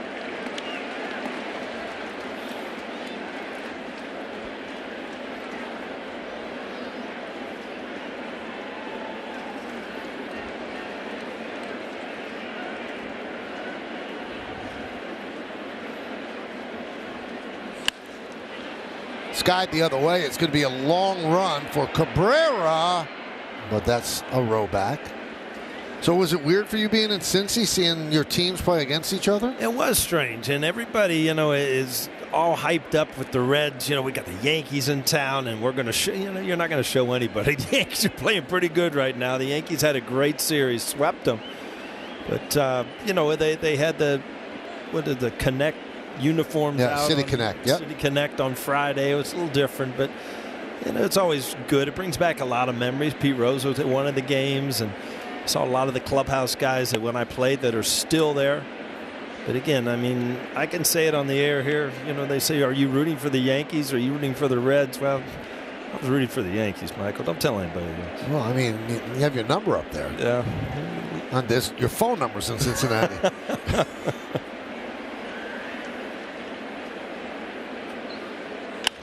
Grounded, base hit. Mountcastle had to jump to get out of the way, so Judge will fire in. So successive singles to open up the 6th. I think that's going to do it for Garrett Cole. Yeah, Aaron Boone, here he comes. Breaking ball, middle of the plate. Just one of those nights where, you actually had a really good fastball, just didn't locate well, and looked frustrated from the first inning on after they scored a couple runs. He wasn't the sharpest tonight. Didn't have the greatest location, but he leaves at 4-4 with runners on first and second. Nobody out. Stadium on Friday, May 26th, when the Yankees play the Padres. First 18,000 guests 21 and older are going to receive a Yankees short sleeve hoodie, courtesy of Budweiser. Get your tickets today at Yankees.com. And in Cincinnati, Michael, as you see Marinaccio, and you look at his numbers, he's been great this year. Ryan Rucco told me that's the new fashion statement, the short sleeve hoodie. Well, you know who started that, right? Bill Belichick. Oh. He would cut the hoodie sleeves. They were long sleeves until he got a pair of scissors. Did Ryan also talk about a lot of Star Wars stuff when he told you this? Star Wars goes right over my head. I don't understand it. So. Oh, he knows everything about it. Is that right? Marinaccio against Austin Hayes. I don't know that a weekend's long enough to get me up to date. Look at this, huh? Wow. Look, I even changed the gloves. Went from the Saranaks in Cincinnati to the Eastons. Eastons had more hits in them. And more championships, 4-1.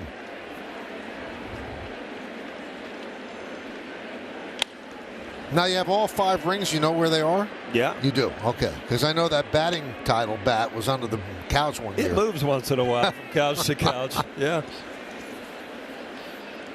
Now, do you display them in the house, or you do? That's nice. Beautiful. I mean, if you display them on your fingers, it looks a little odd because they're kind of big. Mm-hmm. And they've gotten even bigger since the ones you got. Yeah. The football ones are amazing. They look like bracelets.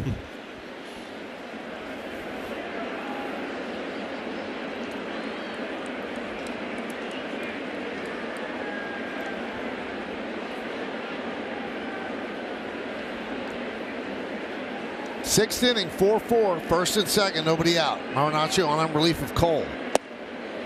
Just misses with the change. 2-1.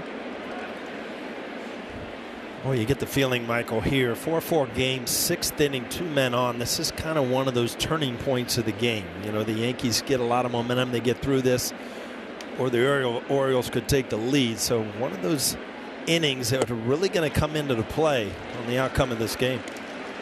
High changeup, but called the strike, 2-2.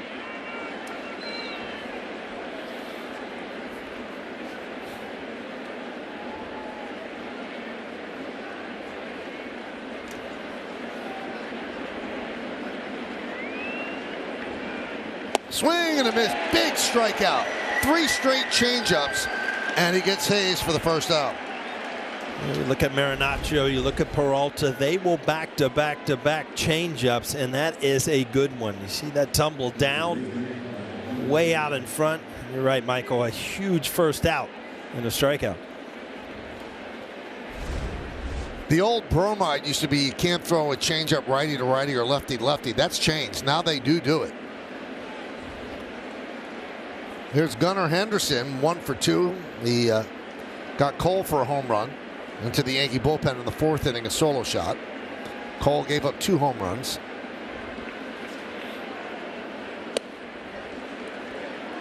One and 0.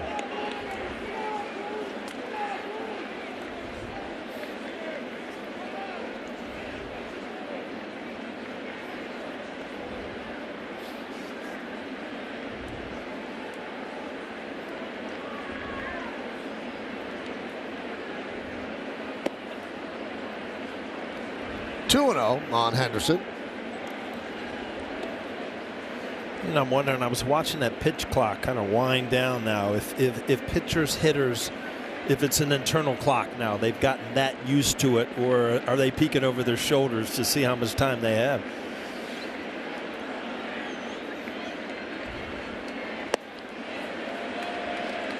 Goes around, 2-1.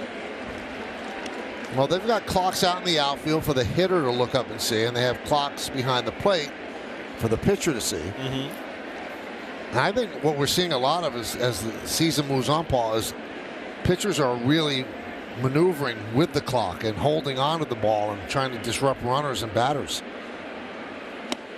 Because the batter has to be in there with 8 seconds left on the clock, and you can make him wait there for 8 seconds. Yeah, and I also have noticed, if you watch Anthony Rizzo lately, he's starting to use that time almost every big at bat.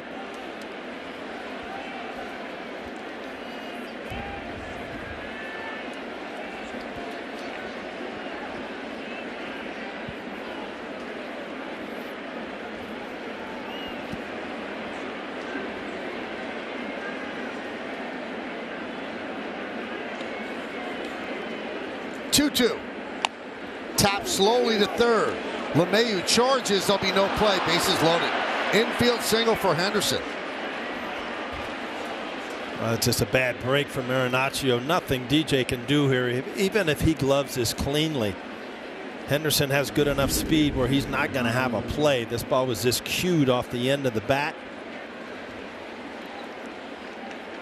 Now things have gotten even worse. Bases loaded, 1 out. Somehow you get a ground ball or a strikeout.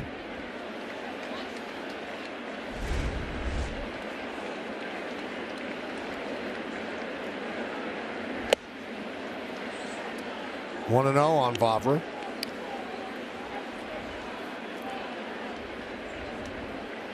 Good numbers with runners in scoring position, but if you look at his totals power-wise, no home runs.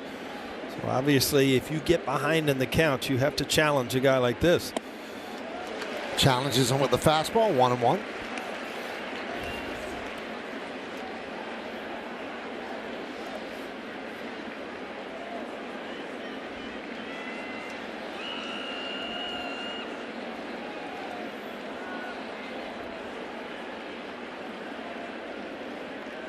Swing and a miss. Another fastball, 1-2.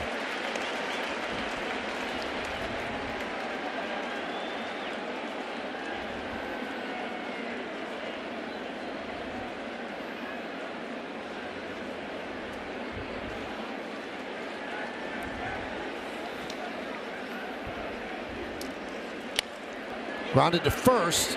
Rizzo thought about coming home, now flips to Marinaccio, so a run scores on the ground ball, and the Orioles lead 5-4.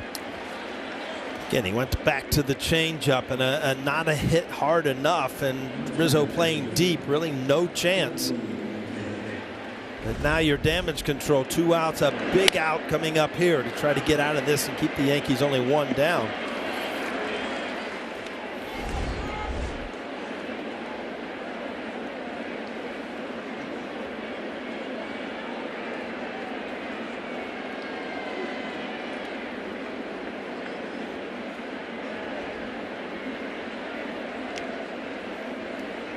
Pitch outside to Jorge Mateo.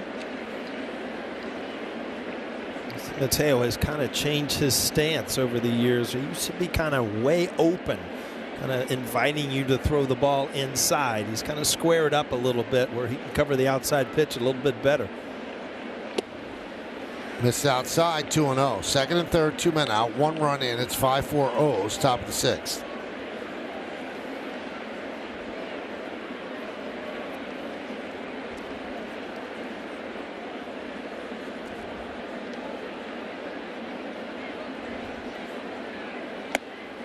And you have to deal with a much more dangerous Cedric Mullins if you lose Mateo.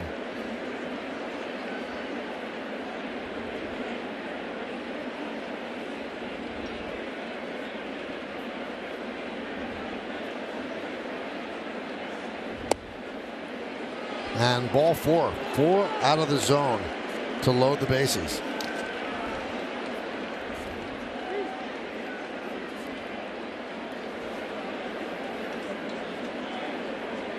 Matt Blake, another trip to the mound. Big moment in this game. This copyrighted telecast is presented by authority of the New York Yankees and may not be reproduced or retransmitted in any form, and the accounts and descriptions of this game may not be disseminated without the express written consent of the New York Yankees.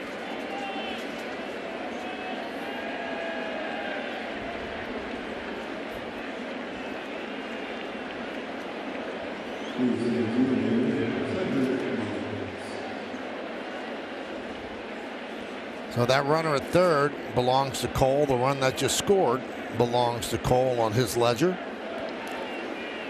You see all those thoughts he was keeping inside his head out on the mound tonight, they're all coming out now. You're just going to talk about every pitch, what he could not do.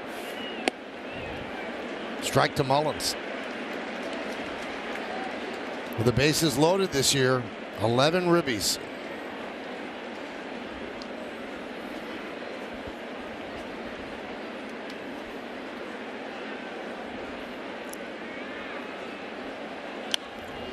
quickly 0-2 on a couple of fastballs. Yeah, back in the third inning, his 8th of the year.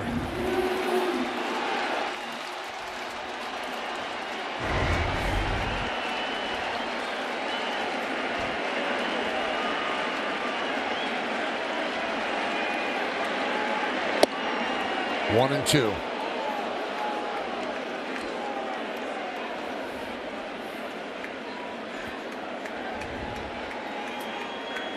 Adley Rutschman is on deck. Bases loaded, 2 outs. 1-2 count on the leadoff hitter, Cedric Mullins. From the leadoff spot, Mullins has 39 ribbies. As Ramirez throwing for the Yanks.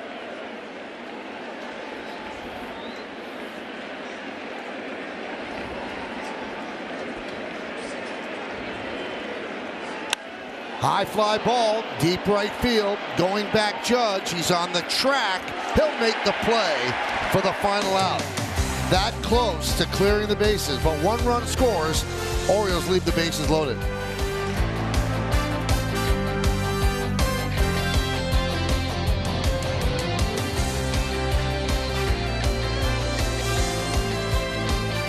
Was for a game when it started, courtesy of FanDuel.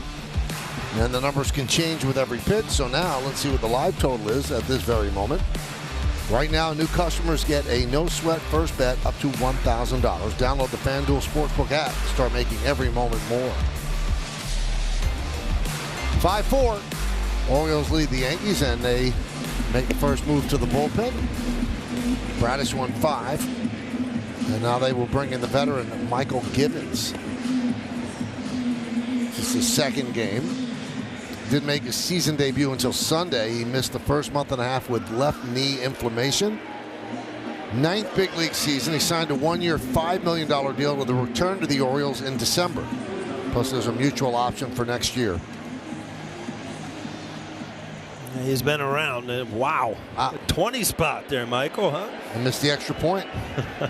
They went for 2. It's analytics now. Gibbons against Volpe. Outside.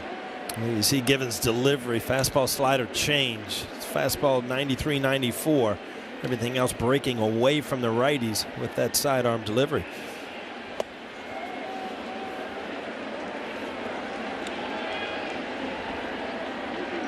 Started out his professional career as a shortstop and a second baseman in the Orioles system, and they converted him to a pitcher 2013, and that's why he has that lower arm slot that he brought to the mound.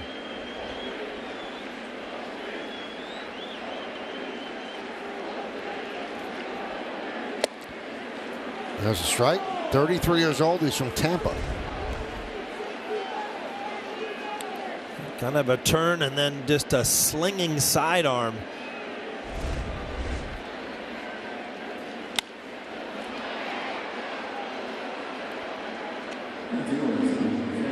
You could see why that would affect his left knee, too. He's putting a lot of torque on that knee. Throwing across his body. Higashioka on deck. Swing and a miss. Volpe down on strikes. Well, the Yankees return to prime tomorrow to take on the Orioles. Watch as the Bronx Bombers go head-to-head with Adley Rutschman and the O's. Don't miss a minute of Yankees coverage beginning at 6:30 only on Prime.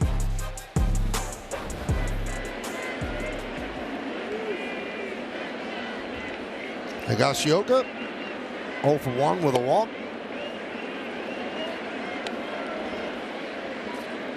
Ryan McKenna has taken over in right field for Vavra. Ground ball is short. Mateo gobbles it up. 2 away.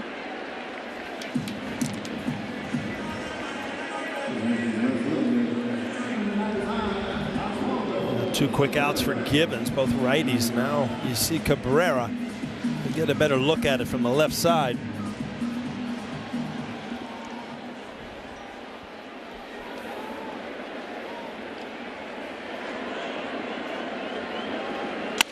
Ground ball is second. They get Cabrera. Easy 1-2-3 inning for Gibbons. We'll go to the 7th.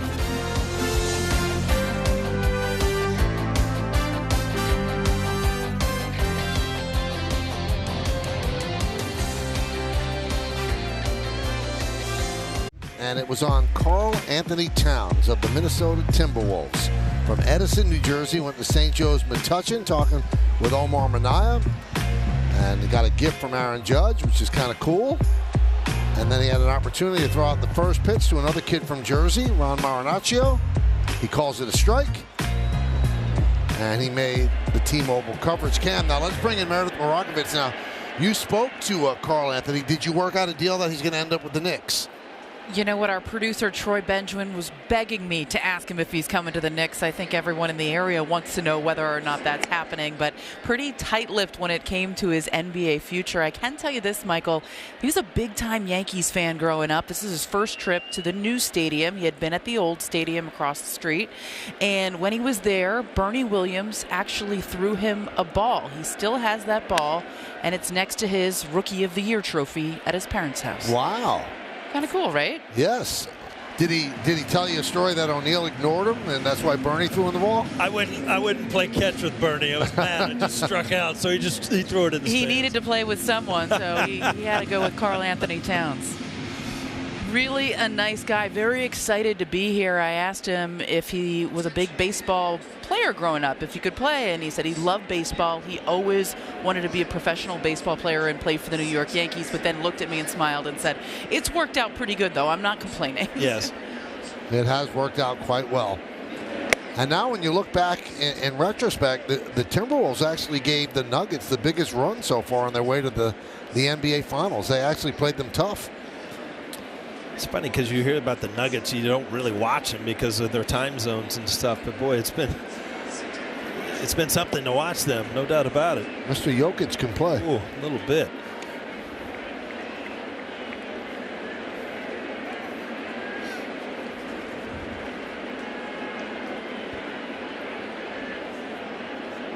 Warming up for the Orioles, a guy we're all curious to watch in person, Yennier Cano. Just almost unhittable. Grounded foul. So, Michael, you know all sports. You know baseball, you know football, you know basketball. So, from the outside looking in, if you could be an athlete, a star athlete in one of the sports, where are you going? This one. Baseball? Yeah. I like it. I like it. Football, I don't want to get hit. Right. Basketball, I don't jump well.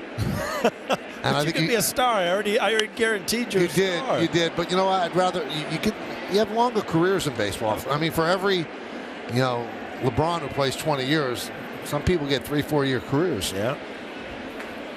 Something about those pinstripes out on the green grass look pretty good, right? Yeah, but you didn't guarantee me I'd be a Yankee. Oh, well. If that's a guarantee, then it's a no-brainer. You just assumed that. All right. 2-2 to Santander. You could use your bat from Bat Day, Bobby Mercer. That's right. Bobby Mercer's birthday was a couple days ago, wasn't it? I contacted Kay and said we were all thinking about it. Santander down on strikes.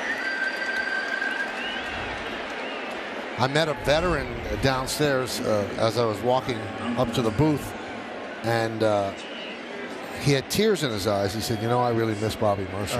And I said, we all do. We all do. He's not the Lone Ranger, that's for sure. Here's Ryan Mountcastle, top of the 7th inning. Orioles lead the Yankees by 1. 0-1.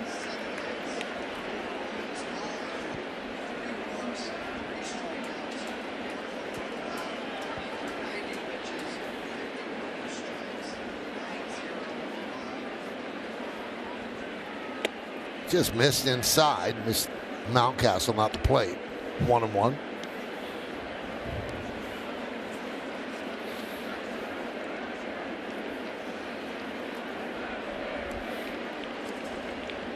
Five 7-0 for the O's, 4-7-0 for the Yanks. Could not hold up. 1-2. We told you about the 20 runs that Toronto has scored. I found out just now that 10 of the runs have come against position players. Oh, wow. Might be our next rule, the 10-run rule. You won't be seeing position players out there. You could boat race somebody in the 5th inning, get 10 runs, and just embarrass them and send them home. Up the middle. Fielded by Gleyber Torres on to first. And that'll do it as Marinaccio works a 1-2-3 7th inning. At the end of 6.5 innings of play, it's time for the 7th inning stretch here at the stadium. Thanks, guys. 5-7-0 for the Orioles, 4-7-0 for the Yankees. Bradish won 5. Gunnar Henderson 2 for 3 with a home run. Garrett Cole pitched into the 6th, allowed all 5 runs. Harrison Bader, a big night, 2 for 2, a solo home run, a sac fly, 2 runs batted in. And now we get a chance to see Yennier Cano. See all those firsts there? He's tops in the majors on every single one of those categories. Pitch outside. No walks or home runs in 23 and 2/3 innings. But he's 2-0. You believe in Dew, right, Michael? You always tell me, right? I do believe in Dew. Well, Dewey's got to do something wrong at some point. 2-0 on Gleyber Torres. He's 29 years old, just his 2nd major league season. Spent the first 2 weeks of the season in the minors. And since April 14th, he's probably the most valuable reliever in baseball.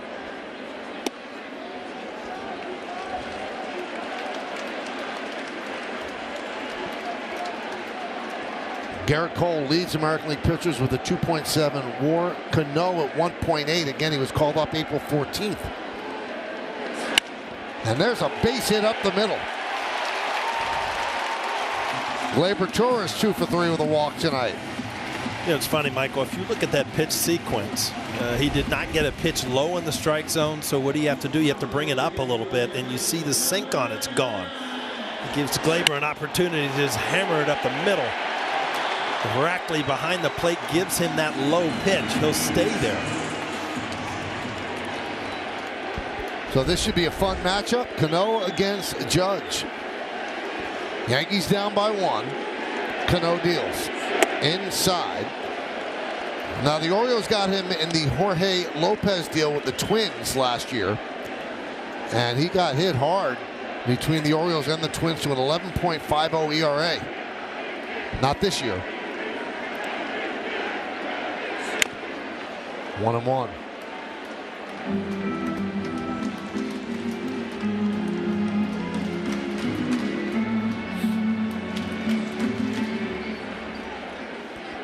Time runs at first base. Nobody out. Bottom of the 7th inning. 5-4 Baltimore.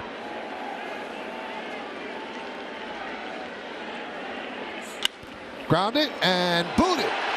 Mateo gets the carom and fires over to Mountcastle as Torres moves to second. So it was booted by Henderson, but Mateo right there to get Judge. So you scored 5-6-3. Yeah, easy double play if Henderson comes up with it. It hits the crease of the grass, but again, Mateo just right there. Makes it look easy. No rush. The Yankees do have a runner in scoring position because of that play, though. And here's Rizzo.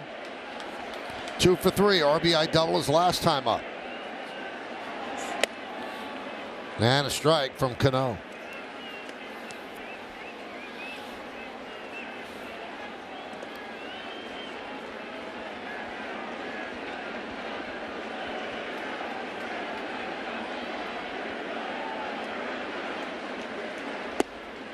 One and one on Rizzo.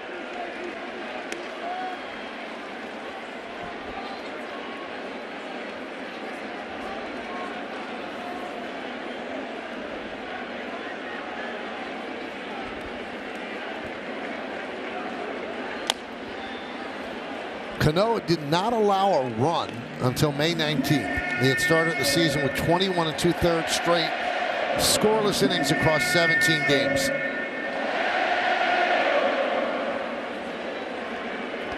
They lowered his arm slot, the Orioles did, and have made him more effective. 1-2. Blooped into left field. That is going to dunk in for a base hit. Gleyber Torres will stop at third. A bloop single for Rizzo, his third hit of the night. First and third, one man out. Well, I tell you what, Gleyber did not hesitate at all. He knew this ball was going to fall, but Hayes got to it so quick. right off the end of the bat. A great read by Gleyber Torres. He didn't wait to read it. See, Anthony Rizzo just somehow, some way put it in play. Right off the bat, he's going. But Hayes gets to the ball too quick. It's right at him. No chance to score.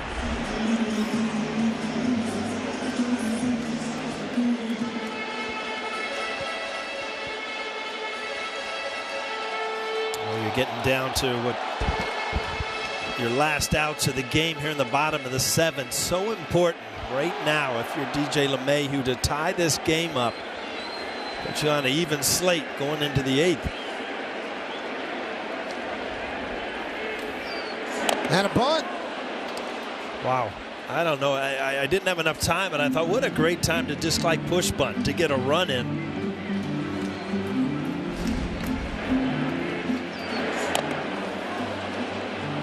Again, as hard as it is to hit with that sinking action, same goes to bunting it.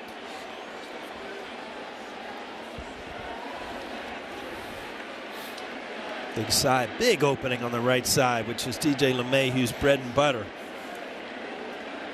Another bunt. Right back to Cano. Here comes Torres, and he's out. Very strange baseball by DJ LeMahieu, who's such a good clutch hitter, but he tried to bunt twice, succeeded the second time, and the out has made it home. Yeah, you just got to get it by Cano. It went right back to the mound, and then Cano get off the mound, get rid of the ball easily. Get this ball to the right side, it's an easy run. It was not a suicide squeeze. He waited till the bunt was laid down. It was a safety squeeze. That's why he was out by plenty at home plate. You surprised? A little bit. You know, to see it back to back with the right side of the infield open. But you know what? DJ LeMahieu has probably done that before where it works. And again, the importance of trying to tie this game. Bader chops it to Henderson. And Cano works into and out of trouble. Yankees strand two. We go to the eighth.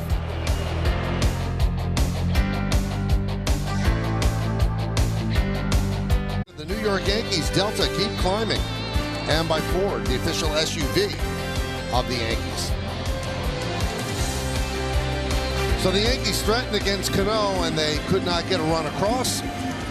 Now they will bring in their third pitcher. Wandy Peralta will pitch the eighth. Yankees trailing by one. This will be the 23rd game for Peralta.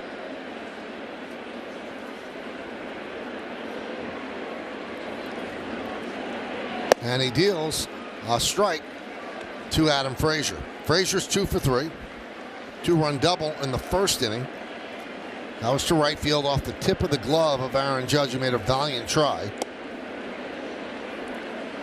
1-1. Well, Peralta's been so good against lefties, and you got Frazier and Hayes leading off this inning, back-to-back lefties.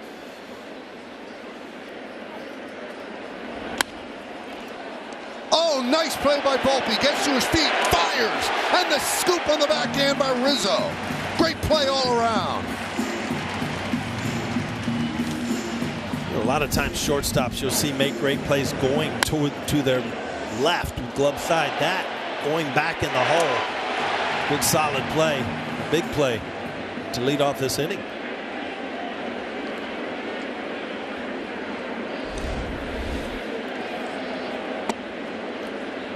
Pitch to Hayes is low, 1-0.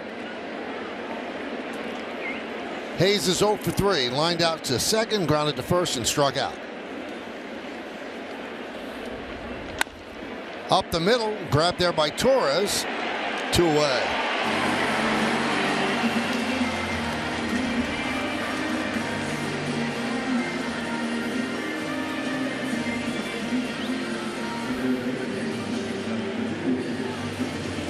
And that'll bring up Henderson. Is that a good night? Home run and a single, 2 for 3. And the pitch is low and inside, 1-0.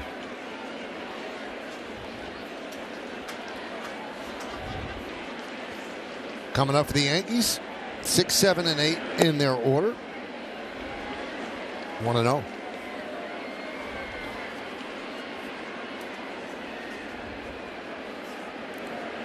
Now 2-0. There's a strike.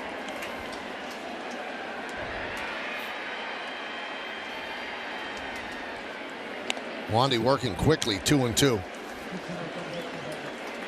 Check out the exit velocity presented by Spectrum. This is on Henderson's home run in the 4th inning. 101.6 off the bat, traveled 404 feet into the Yankee pen. 2-2. Swing and a miss. 1-2-3 inning for Wandy Peralta as the Orioles go down in order, and we go to the bottom of the 8th. 5-4 O's. Check out the Audi Electric Moment. Experience a fully electric Audi vehicle at your local Tri-State Audi dealer today. The last inning with Volpe. Yeah, it was tremendous play. Good way to start the inning.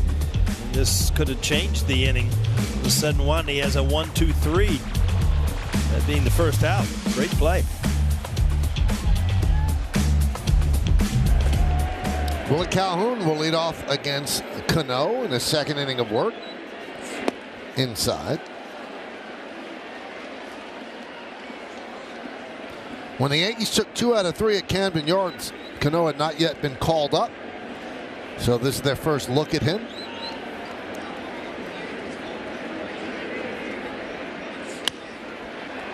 Grounded to first, backhanded by Mountcastle, flips to Cano. 1 away.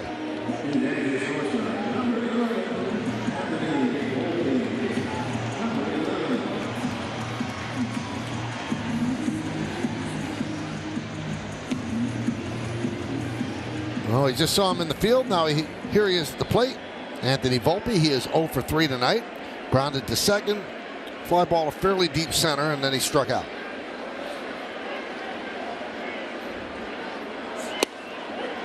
A strike.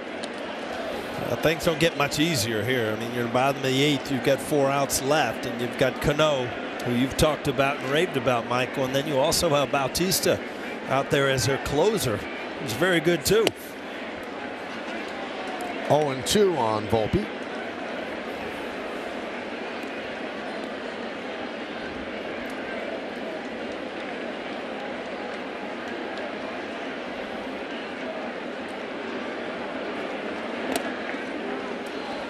One and two.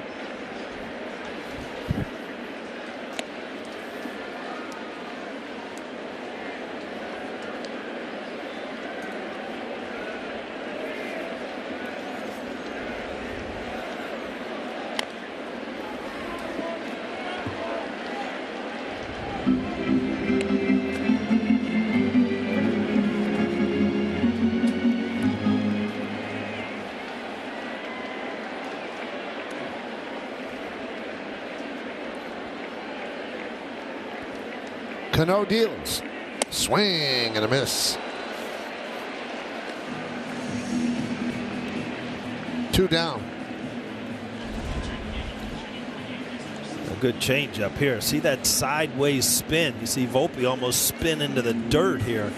And that's just, you know, his inability right now to kind of cut down his swing and put the ball in play with 2 strikes, especially with his speed.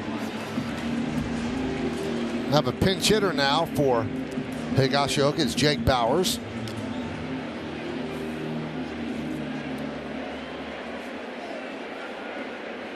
So Bowers, with 2 outs, comes to the plate. And Rortvedt will take over behind the plate in the 9th. There's that change missing on the outside corner. Check swing by Bowers, 1-0.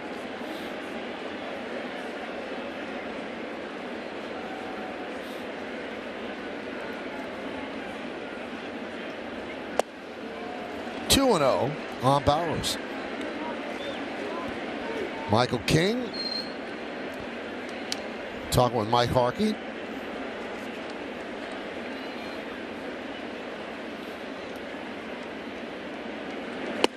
Big cut.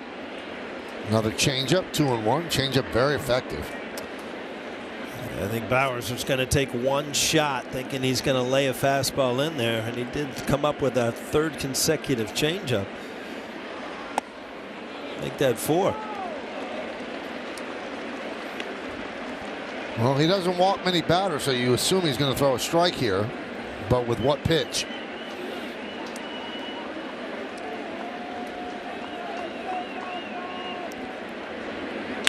That one is drilled to right center field. On the run is Mullen. Still going back. He can't get there. It'll be off the warning track. Reached by Mullins. It's a double pinch hit for Jake Bowers.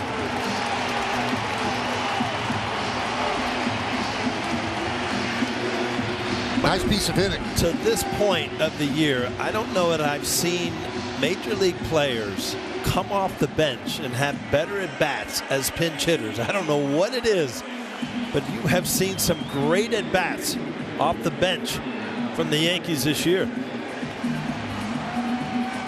Not easy to do.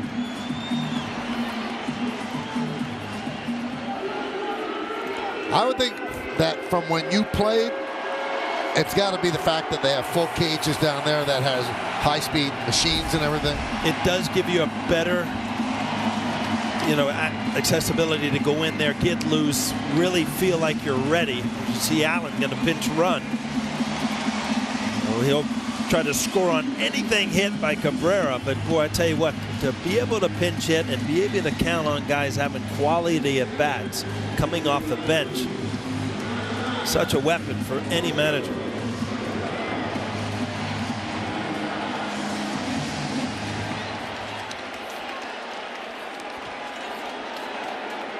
So after a trip to the mound, now Cano against Oswaldo Cabrera. He's 1 for 3.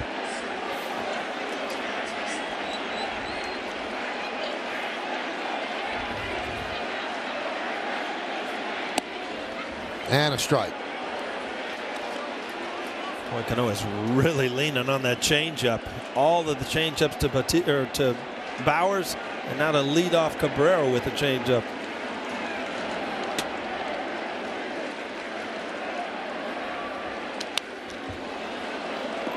Another changeup. Quickly 0-2. Bautista is up in the bullpen for the O's. The tying runs at second base, the pinch runner Greg Allen.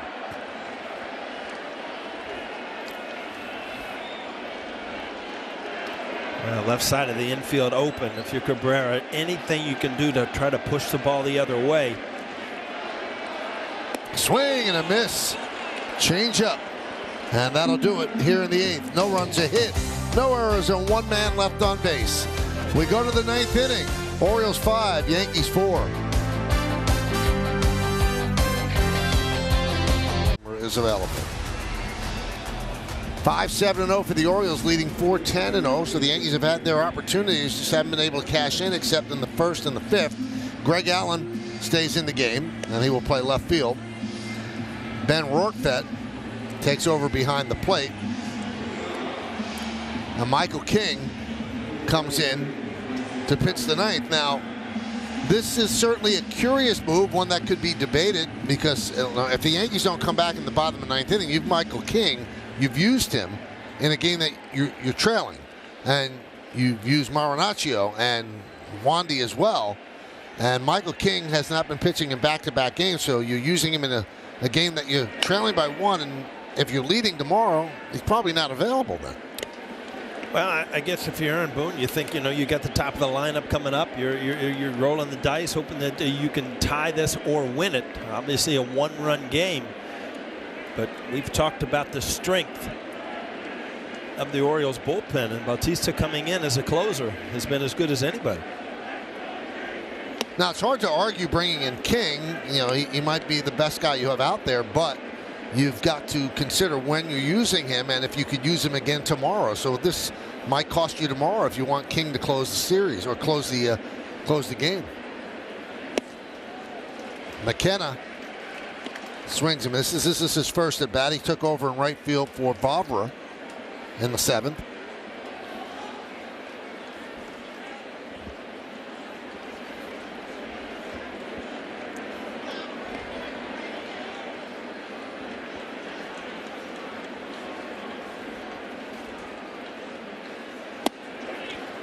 Strike 3. McKenna down looking.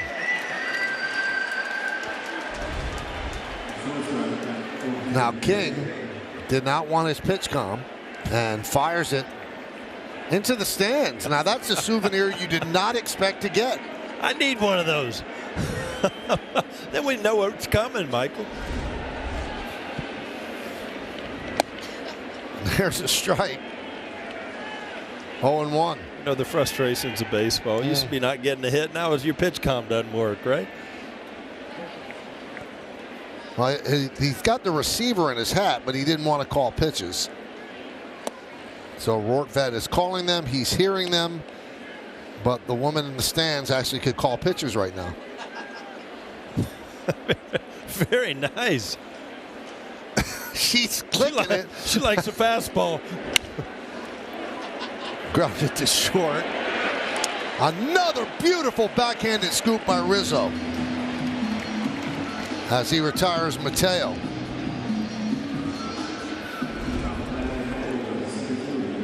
Well, you get used to certain things. We talked about Bader. You get used to him running everything down. Well, you get used to this too. And that's Anthony Rizzo picking everything over there at first base. It's almost kind of an in-betweener there. That's a little longer than the short hop. Much tougher play.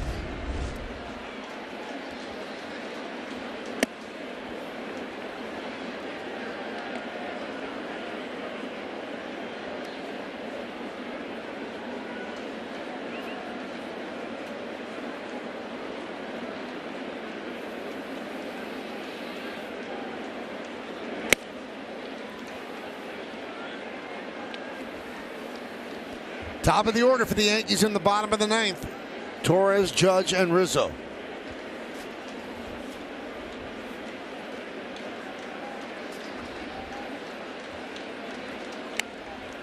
Two and one on Mullins.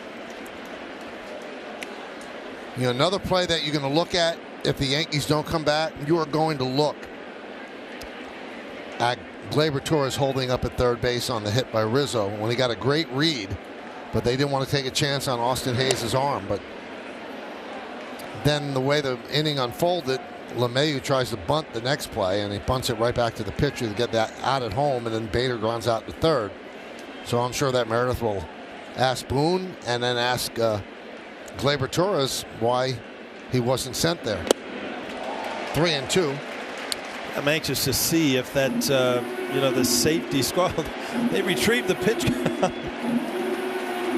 I mean, what do you trade for the pitch count? That's got to be a signed ball or something, right?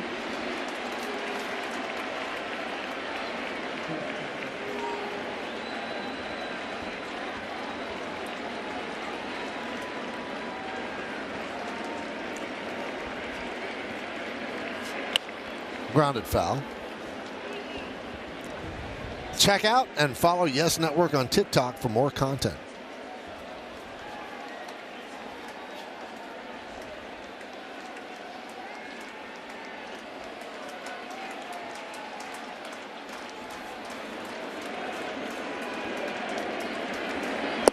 And a walk to Mullins, and that gets Adley Rutschman in at bat.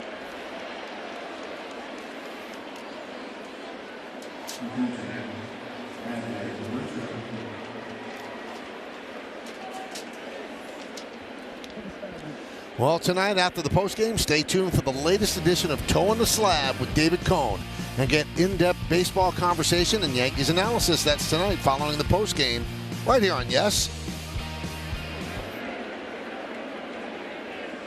You know who else is in that, right? James Smythe. Is that right? Oh, yeah, and Justin Shackle.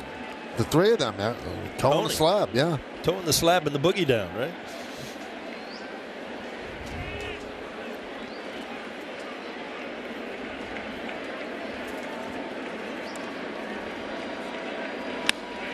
Rutschman pops it up. LeMahieu over in foul territory, puts it away for the final out. Do the Yankees ever rally in their bones? It's the top of the order coming up, starting with Gleyber Torres. Then the reigning MVP, the man who loves to hit it home, Anthony Rizzo. Stay tuned. Reaction from the clubhouse, plus Aaron Boone on the manager's report. That's all coming up next on Yes and the Yes app. So King works a scoreless top of the ninth. Now it's the Yankees' turn in the bottom of the ninth inning. You have the batters they want coming up. Top of the order, Torres, Judge, and Rizzo, and they'll be facing the Orioles' best, Felix Bautista, 11 for 14 in saves, 1.17 ERA. Look at that, 45 strikeouts in 23 innings. That's almost 2 strikeouts per inning.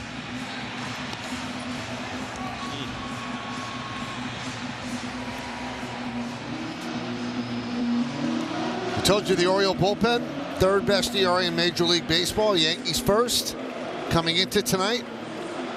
Tampa Bay second. Orioles third at 3.03. So far, 3 scoreless innings for the Orioles out of their bullpen after Bradish gave up all 4 runs in 5 innings. And now Bautista will try to close it out, and the Yankees will try to rally. Torres 2 for 3, a run scored and a walk.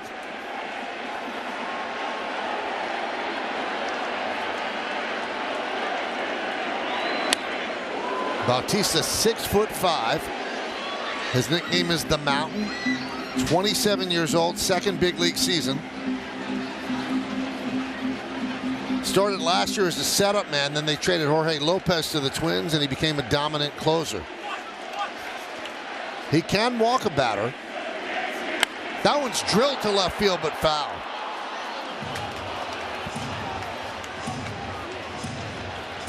Gleyber sitting on that fastball. First 2 up, took big swings at. Look at Bautista's numbers. Throws that fastball about 65% of the time, up to 100. Now his walk rate is up from 9% last year to 16% this year, and the major league average is just a smidge under 9. So you can get on base against them. 0-2. 1-2. An announced crowd of 40,652 here on this Tuesday evening in the Bronx.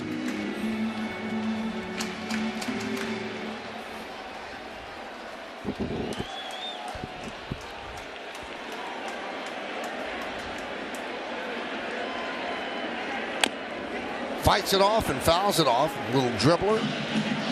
Foul, first base side. That's what he uses as his changeup. It's a split-fingered fastball. You see that knuckling action. Gleyber, an emergency, had to put this in play. He also will throw a slider. Not very often, but he does have one.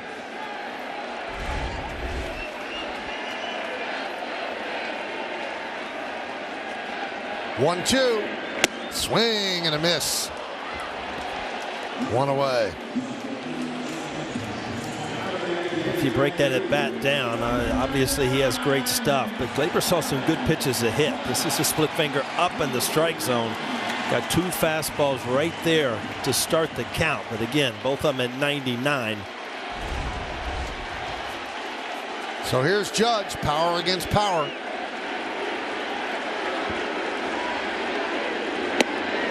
Oh, strike.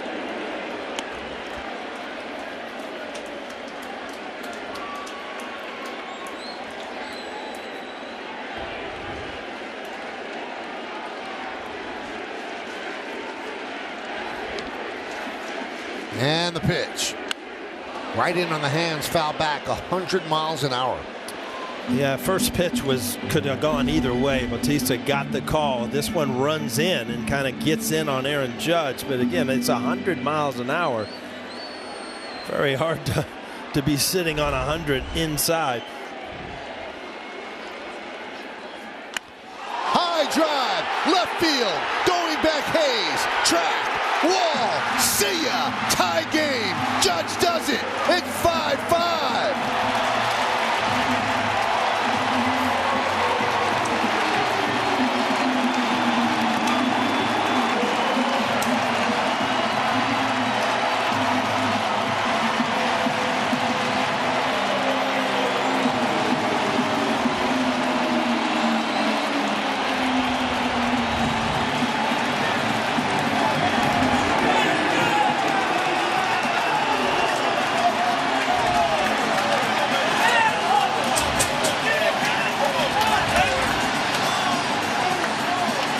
Michael, what do you say? A week?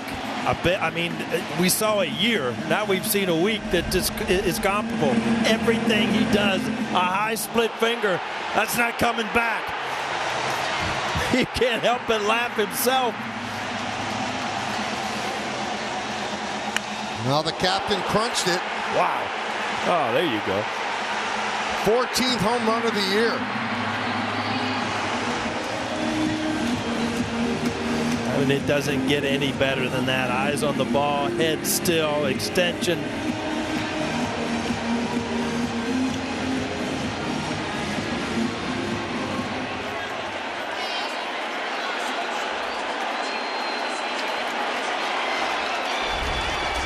So here is Rizzo, tie game. Yankees have come back again. 4-0 they were trailing. At the 3.5, they scored 1 in the 4th, 3 in the 5th. But then the Orioles scored 1 in the 6th, and they were 2 outs away from closing it down. But Judge, with a home run, his 38th home run against the Orioles. 1 home run every 8.7 at bats against them. And now the game is tied at 5.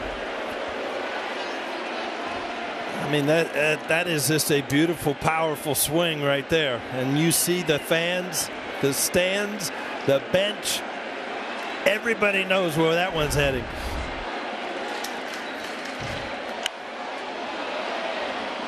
One and two.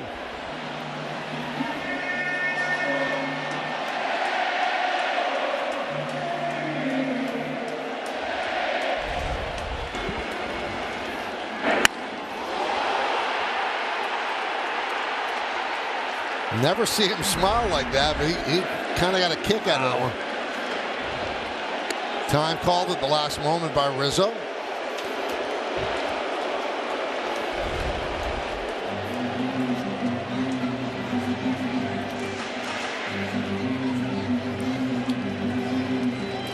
Must be fun to be that good. My God, he can play, huh?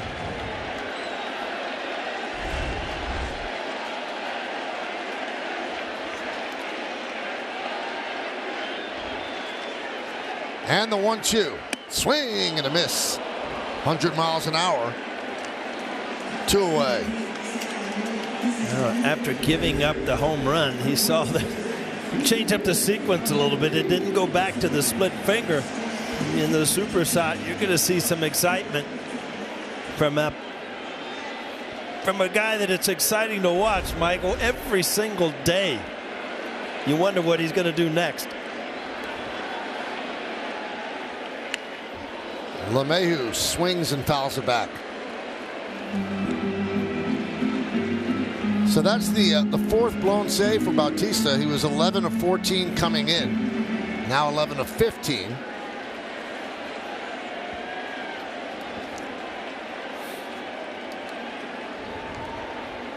The 0-1. Foul back. 0-2.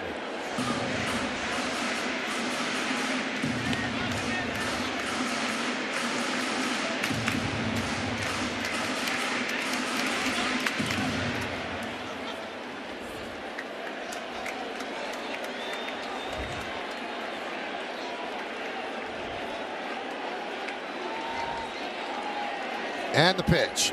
Swing and a miss. So 3 strikeouts for Bautista, but he couldn't strike out the Yankee captain. As clutch as you can be. 9th inning. Yankees down by 1. And he sends one into the Bronx night over the wall, bringing a smile to many faces, including his. Well, he is the reigning most valuable player, and since coming off the IL, there's been no one more valuable. And then connecting for this drive. A home run that tied the game at 5, his 14th of the year against one of the best closers in the game. Clutch in every sense of the word. Rushman will start this inning at second base as Santander fouls off King's offering. We are in extra innings. It's 5-5. So 0-1 on Santander. King pitched a scoreless 9th. Now he stays in to pitch the 10th. Inside, 1-1 on Santander.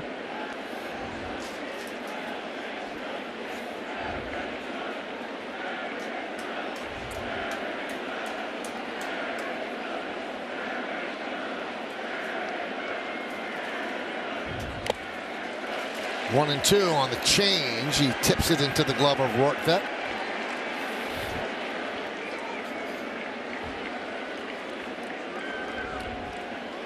Garrett Cole started, pitched into the 6th inning, still in the dugout.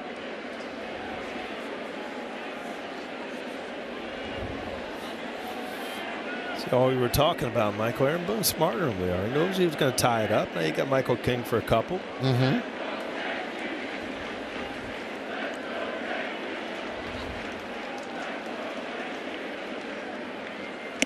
inside, 2-2.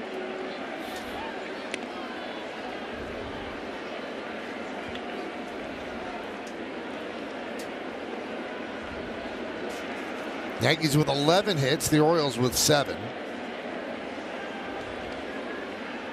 Swing and a miss, big strikeout. With a ghost runner at second base, 1 down.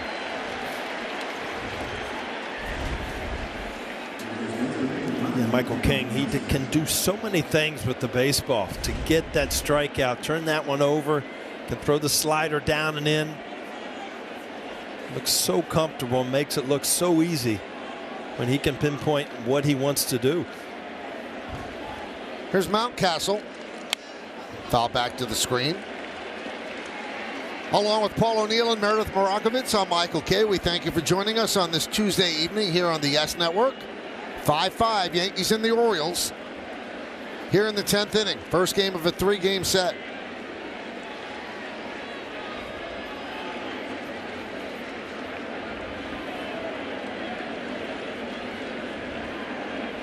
Upstairs, 1-1.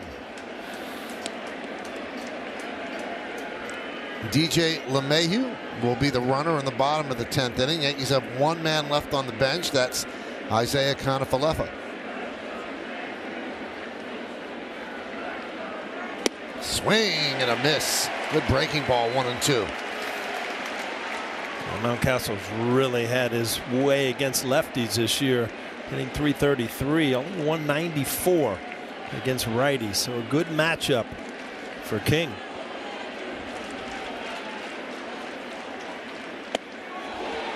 Just missed. It's headed right to the body, but almost crossed the inside corner, 2-2. That's a backup breaking ball. I don't know how you grip it, how you throw it, but it actually backs up. It doesn't not break away. It fools the hitter. Did not get back to the corner. Swing and a miss. Got him. 2 away. And that was his intention the pitch before, where he kind of threw the back up. Well, this is a good one. See the spin on that? As a hitter, you pick up it late, that eye, and all of a sudden it's away off the plate.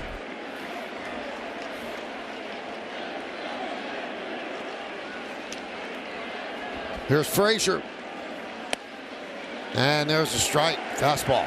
0-1. Gleyber Torres wants to talk with King. So coming up for the Yankees in the 10th with a runner at second will be Bader, Calhoun, and Volpe. And if anybody gets on, Greg Allen. Brian Baker warming up earlier. He's up again.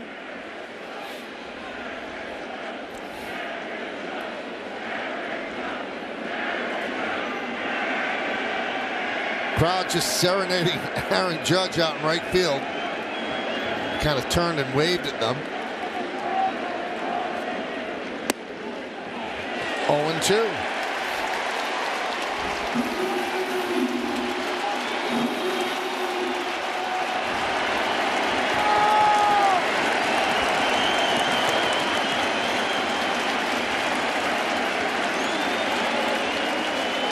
And the pitch upstairs, 1-2.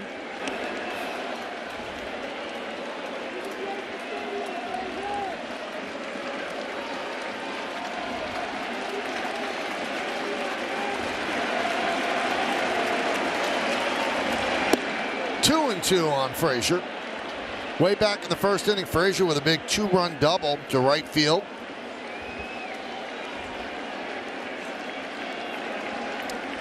He's 2 for 4 tonight. 2 balls, 2 strikes, 2 outs, runner at second.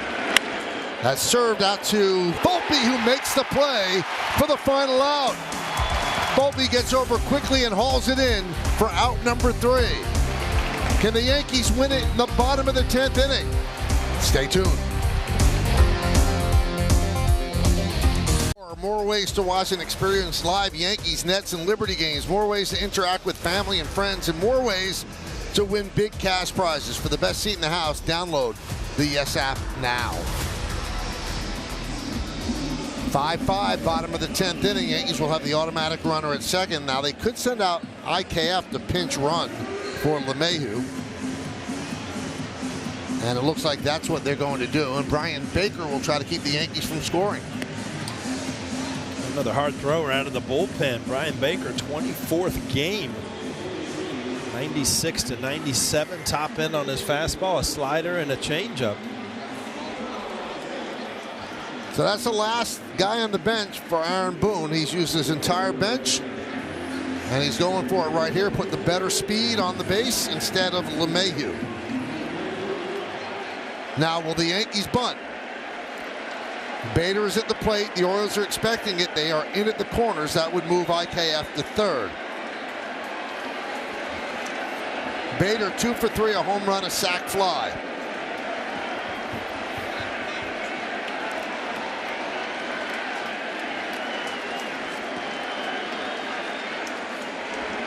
Baker does the inside move to second. They wanted to see if Bader would betray what he was doing, but he did not. He did not square the bunt. Doesn't mean he won't, but he did not do it then.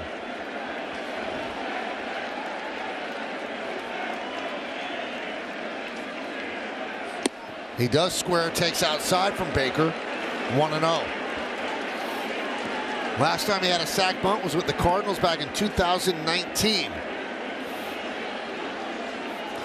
Ideally, if the bunt play is on, Bader is going to hit bunt this to Henderson, and you see Henderson playing kind of crossover there to see if he makes sure that it gets by the pitcher in Baker before he leaves third base. That time he did not square, takes the ball outside. 2-0. Bottom of the 10th inning, the winning run is at second base. 5-5 game, Yankees in the O's.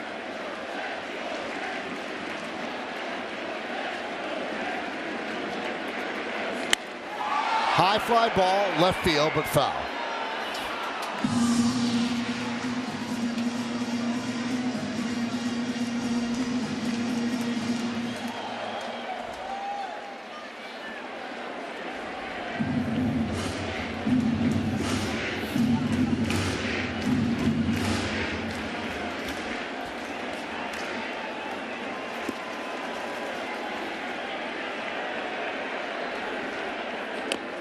Tries to bunt and fouls it off. So now you would assume with 2 strikes the bunt is definitely off. So a 2-2 count.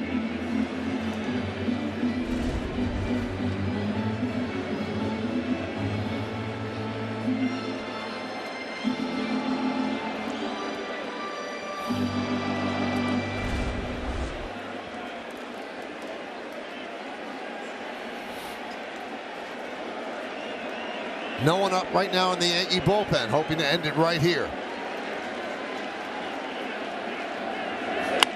Soft ground ball, that'll get the runner over. Henderson fields, fires to first, and gets Bader as Kiner-Falefa goes to third.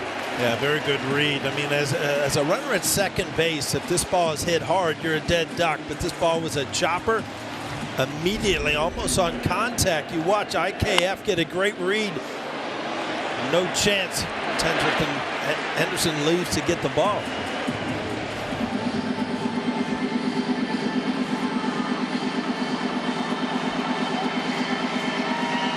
So they intentionally walk Willie Calhoun to set up the double play and pitch to Anthony Volpe. And a trip to the mound to talk things over with Baker.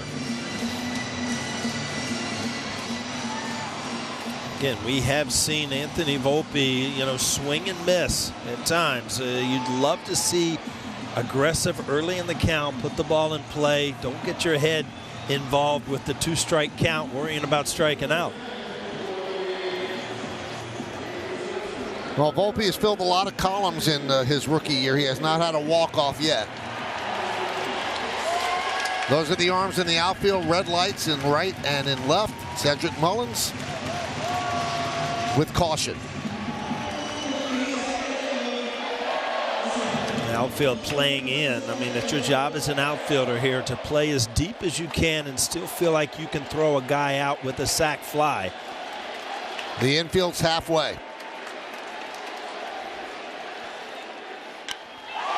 High fly ball. Mullins goes back. Still goes back. This will get it done. He makes the catch. Tagging. Falefa. He will score. And the Yankees with a dramatic 6-5 win over the Orioles. And the rookie gets it done in the bottom of the 10th.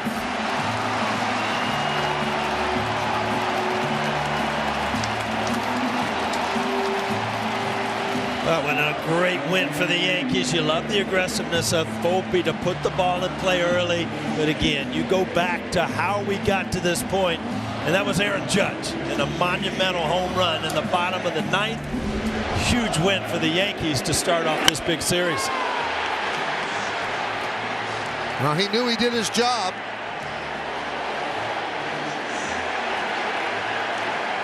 IKF scored easily. Team comes out to greet Volpe, and the Yankees win 6-5 after trailing 4-0 and 5-4. 20th RBI for the rookie, and this is a big win against a team with the second best record in baseball, and the Tampa Bay Rays lost as well. Yankees gain on both teams in front. And another thing, it's a big win because you had Garrett Cole on the mound, not his best stuff. You use King, you use Peralta, you use Marinaccio. When you use those guys, it's important to get the win. Aaron Boone rolled the dice. Volpe got the sacrifice fly. Used everybody on the bench tonight, Michael. This was a team effort and a big win for the Yankees. And there he goes. He crosses home plate. The Yankees get the victory 6-5. And this is how Volpe sent it to Cedric Mullins in center field for the sac fly. And now we go down to the field with Meredith Morakovitz. Thanks, Michael. Anthony, runners on first and third, one out there in that situation. Take me through your approach against Baker in the 10th.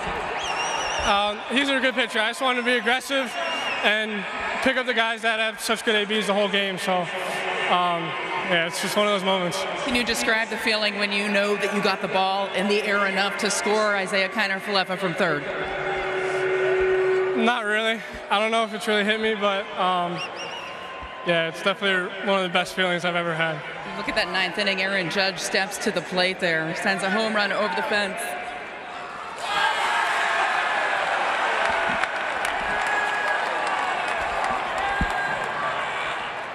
A little ice bath for the first time. How does that one feel? Cold, but really good. What did you think of Aaron Judge's at-bat there in that 9th inning?